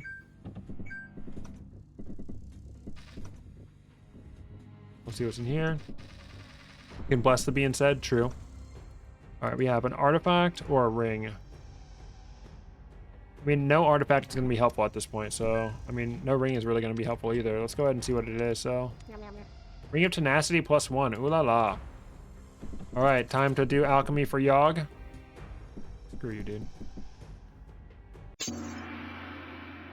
Alright. Unspent talent points. I'm going to go ahead and just put it in stasis, I guess. Alright. So at this point, I will make 1 more meat pie to get some healing during the initial phase of the battle, but your food is better left separate. Alright. And then we can make this Seed of Starflower to get some experience. Alright, I'm not going to have any more time to sit on seeds, so I'm going to go ahead and make random potions out of our seeds. I don't need any more Scrolls of Identify. I don't need any more Scrolls of Remove Curse. Stones of Aggression are really good for the final phase. Stones of Blink are super good. If you upgrade the Scroll of Retribution, you can get Psionic Blast, and that is really, really, really, really good. It deals a lot of damage to everything that you can see. I'm going to go ahead and upgrade 2 of these. Scrolls of Mystical Energy. Scrolls of Mystical Energy will recharge your artifacts, including your Holy Tome, so that's really good. Alright, I want to turn this Scroll of Transmutation into Recycles, because I want to try to get different scrolls. So let's go ahead and recycle these magic mappings. Identify recharging. What I'm looking for is a mirror image scroll.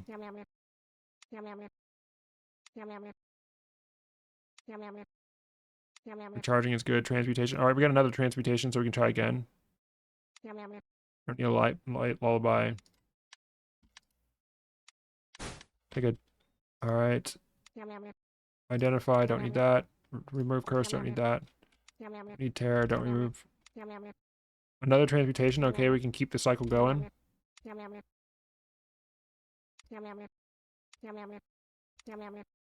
Dude, they're addicted to not giving me anything useful.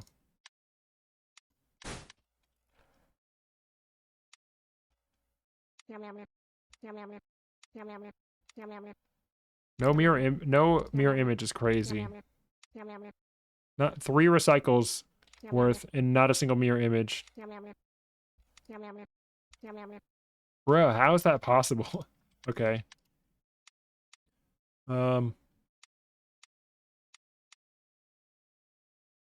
Let's go ahead and forsake the kinetic on our whip because we won't be doing much killing during the final boss. I mean, this boss you do the most killing towards probably, but I want to gamble. All right, so let's use our Stone of Enchantment on our whip. Chilling. It went from chilling to kinetic to chilling. All right, let's go ahead and recall inscription. Shocking. Boring.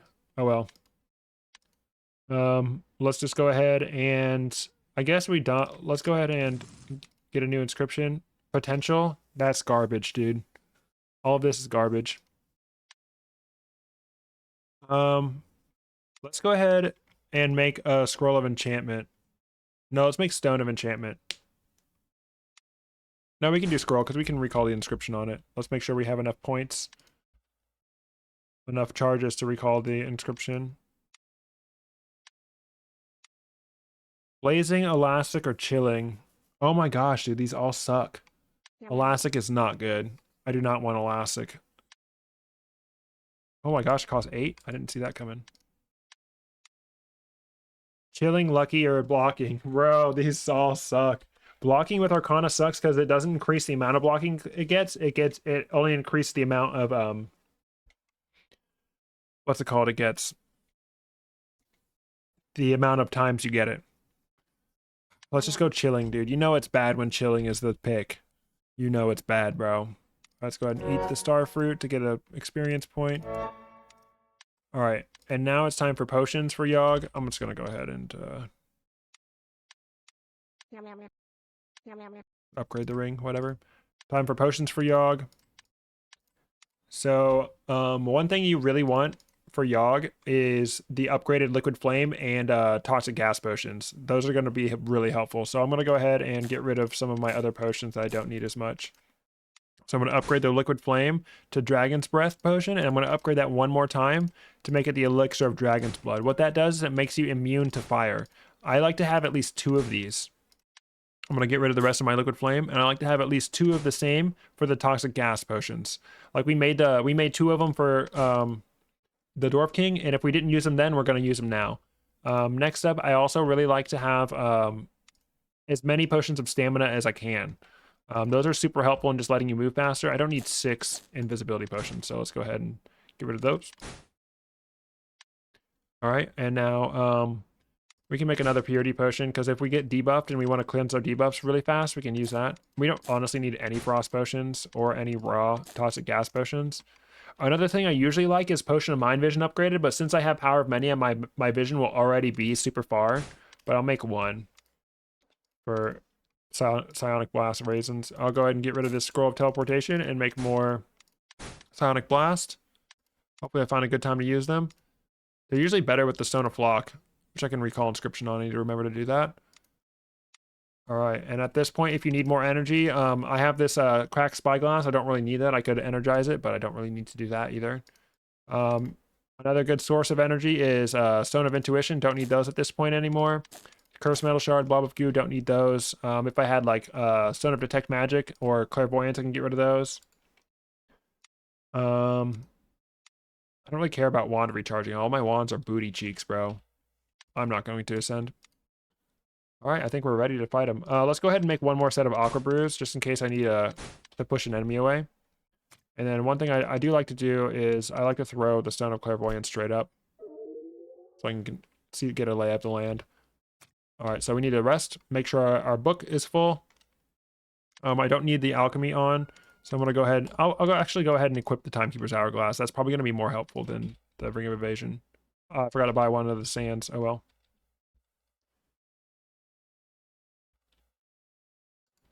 What am I going to put on 2?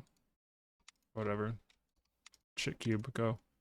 All right, go ahead and eat our last food, and we're ready to start Yog.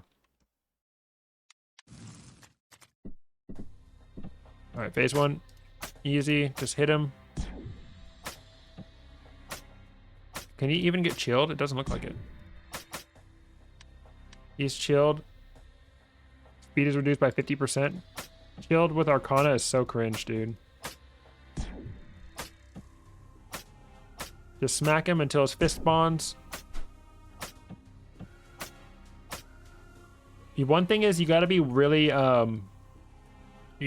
careful when you're attacking Yog at melee range, because he will summon an enemy and it will instantly get a chance to attack you.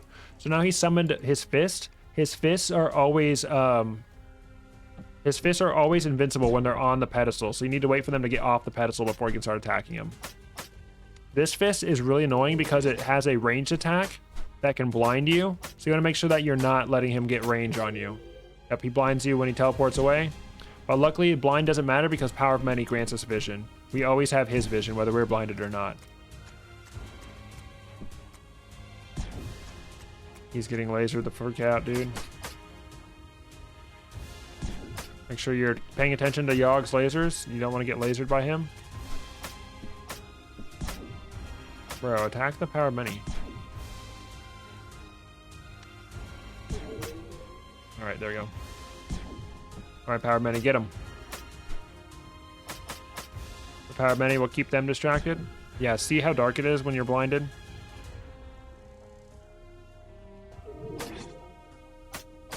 Let the Power of Many deal with the little guys while we focus on whipping the eye.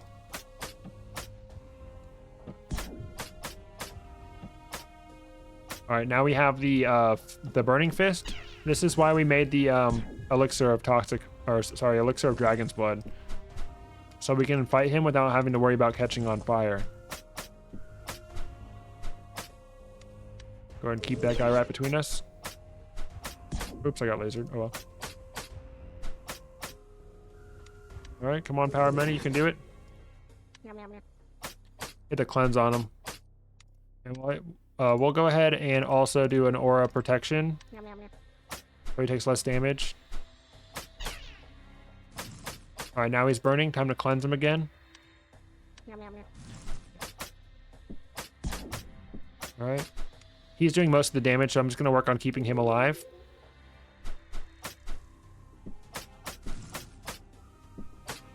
Oh, no. I didn't mean to move all the way over there like that. Alright, and then we can go ahead and cleanse him one more time to get him some barrier. And then we can go ahead and read our mystical energy scroll so our book starts retarding super fast. Dang it. He's burning. Alright, I have enough to use cleanse on him again. There we go. He's no longer burning.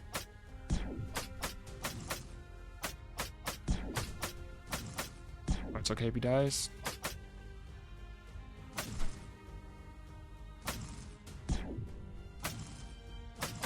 Alright, now we have the Stink Fist, the Rotting Fist. So the one good thing about him is we can use the Elixir of Toxic Essence to make sure we don't take any damage from his gas. The thing about him is you can't directly damage him. You just deal bleed against him. Alright, what I'm going to do is I'm going to freeze time around me to put some distance between us. I'm going to go ahead and throw the Stone of Flock. And then I'm going to throw another Stone of Flock by recalling Inscription. I want as many targets visible as possible. And let's go ahead and even summon my Power of Many. And then we'll drink our Mind Vision so we can see everything as possible. And now that there are so many targets visible, I'm going to take less damage from the Scroll of Psionic Blast. We're going to go ahead and read it. And it's going to do massive damage to him. He has 66 bleed damage. Because we can't directly damage him, it's not going to be as impressive, but look at him just getting chunked. Easy clap. Alright, now Yog final phase time. Let's go ahead and freeze time around us because we're in a really bad position. He's about to laser us. This is why we kept the Stones of Aggression. We can throw them at Yog. So we don't got to worry about anything else attacking us. Let's get our Power of Many in there. And it's just that easy. Let's go! Easy clap. Alright. And that is how you play Cleric. If you guys have any other questions or suggestions, make sure you leave them in the comments. Thank you guys so much. If you made it this far in the video, do not forget to hit the like button. And I appreciate you guys joining me for all of these streams and these guide videos. And if you guys want to catch us out live, we stream Monday through Friday. Every Thursday, we do the weekly daily seed. We all play the daily seed together, and it's really fun. And then on Fridays, we play my mod called Shoutout the Streamer. You earn points by chatting, and it lets you summon monsters into my game and do all kinds of cool stuff. So make sure you join us. Thank you so much.